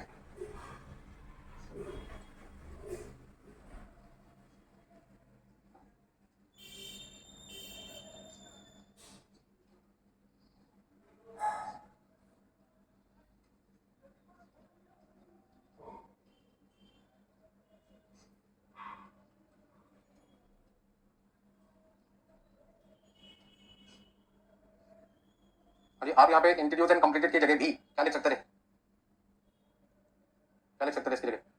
Output transfer to next process. अब तक मैंने क्यों ये लिखा था? क्योंकि ओपनिंग भी हुआ करता था, इसमें ओपनिंग नहीं है और आपने ट्रांसफर कितना किया? 39,500। तो कॉस्ट की किसकी है? 39,500 की। तो आपको जो अलग से कैलकुलेशन करके दिखानी पड़ती थी वो जरूरत ही नहीं है, यहीं पे काम हो गया।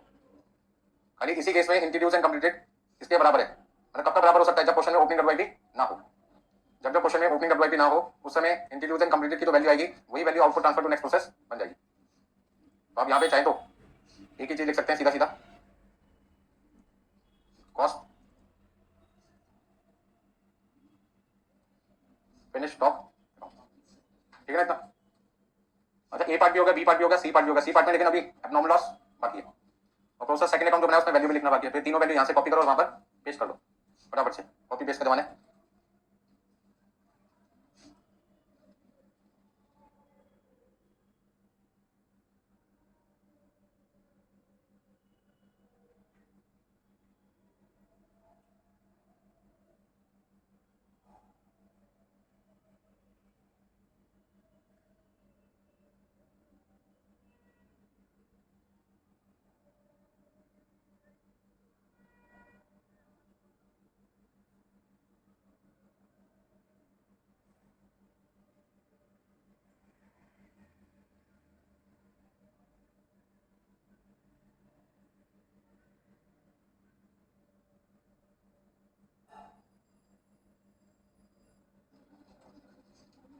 कर लिया ना सबने भाई? अब जल्दी से वैल्यू लिखते हैं कहाँ पर, प्रोसेस अकाउंट में। तो एबनॉर्मल लॉस की वैल्यू है 8295, ट्रांसफर टू नेक्स्ट प्रोसेस था 798877 और 19। चेक करो मैच करता नहीं करता टोटल भैया।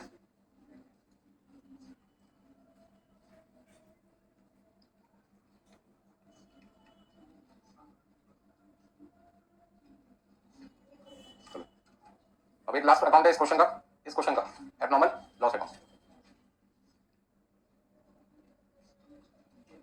निकले फटाफट से।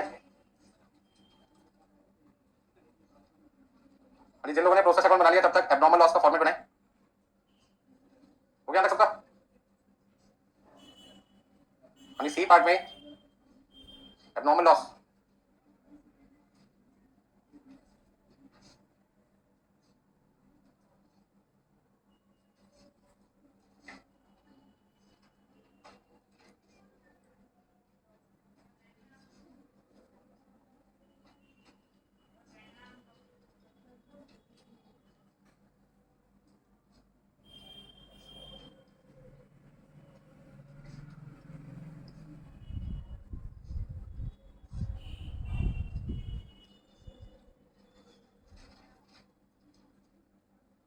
प्रोसेस अकाउंट में आपने लिखा था बाई एबनॉर्मल लॉस। तो एबनॉर्मल लॉस में क्या लिखना पड़ेगा? To process second account 460 unit का लॉस था, वैल्यू थी 8295। जब लॉस हुआ तो हमने उस लॉस को मार्केट में सेल किया एज अ स्क्रैप। तो 460 यूनिट जब हम बेचने गए तो स्क्रैप का रेट कौन सा लेना, 4.5 या 9 पे? 9 पे। अच्छा ऐसा क्यों, स्क्रैप रेट अलग अलग क्यों, कोई बता सकता है? डिपेंड करता है कि जब हम बेचने जा रहे कोई सामान तो उसमें कितना काम हुआ कितना काम नहीं हुआ, किस लेवल तक का काम हुआ, उसमें ज्यादा चीजें लगी होंगी तो पैसे भी क्या मिलेंगे, ज्यादा। चलिए देखिए यहाँ पर, तो 460 यूनिट 9 रुपए के हिसाब से कितने में बिक जाएगी? 4140। बाकी का डिफरेंस कॉस्टिंग पीएनएल में आपको ट्रांसफर करना पड़ेगा, मतलब पीएनएल से राइट ऑफ करना होगा। 4155, 8295, 460।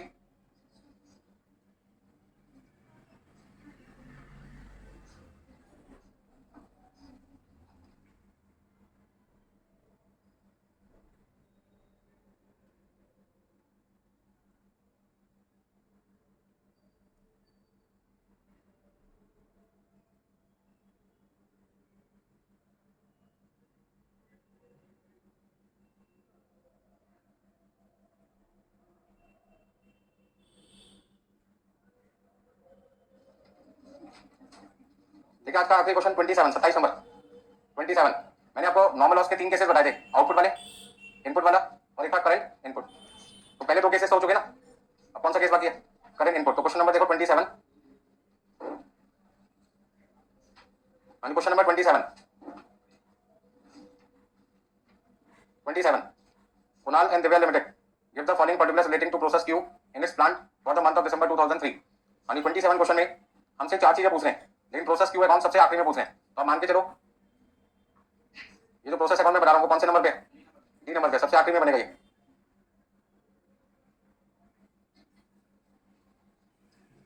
ओपनिंग डब्ल्यूआईपी क्वेश्चन में कितना दिया हुआ आपको? ओपनिंग स्टॉक डब्ल्यूआईपी का है 4000 यूनिट, लेकिन इसका टोटल अमाउंट ना देकर ब्रेकअप दे रखा है। तो हम एक काम करते हैं, सबको प्लस कर देते हैं, 14400 और कितना रहेगा 7200। जब बताएंगे तीनों का टोटल कितना है? 45600, 45600। अब इसके बाद में आपने यूनिट रिसीव प्रोसेस पी से, प्रोसेस पी से आपने 40,000 यूनिट रिसीव किए 1,71,000 में। अच्छा कई बार रेट दे रखा था पर यूनिट का, तो कोई दिक्कत नहीं, 40,000 को रेट से क्या करते, मल्टीप्लाई, जैसे प्रीवियस क्वेश्चन में आपने किया था। इसके बाद में लिखा हुआ है मटेरियल 79,000, लेबर कॉस्ट 138,230 और ओवरहेड मतलब factory expenses 69,120। Normal loss by closing stock WIP, normal loss है 5% of current input. Current input का मतलब क्या बताया था मैंने आपको? करंट इनपुट का मतलब है यूनिट ऑफ मटेरियल 2। मटेरियल 2 की क्वांटिटी तो होती नहीं, जो इक्विवेलेंट टू किसके होता है? तो आप यहाँ पे लिख सकते हैं इक्वल टू यूनिट्स और मटेरियल 1, जो कितनी है क्वेश्चन में? 40,000 यूनिट्स। अब नॉर्मल लॉस कितना आ गया भाई? नॉर्मल लॉस आ गया 40,000 का 5% 2,000 यूनिट। और क्वेश्चन में टोटल लॉस कितना है, टोटल लॉस कितना है, इसको ना लॉस होना चाहिए था 2000 और हो गया 4000, होना चाहिए था 2000 हो गया 4000, मतलब कितने में लॉस एक्स्ट्रा हो गया, एक्स्ट्रा लॉस को हम क्या कहते हैं, तो 2000 नॉर्मल लॉस और 2000 नॉर्मल, यानी क्लोजिंग WIP क्वेश्चन में आपके पास 3000, तो 44,000 डेबिट साइड का टोटल है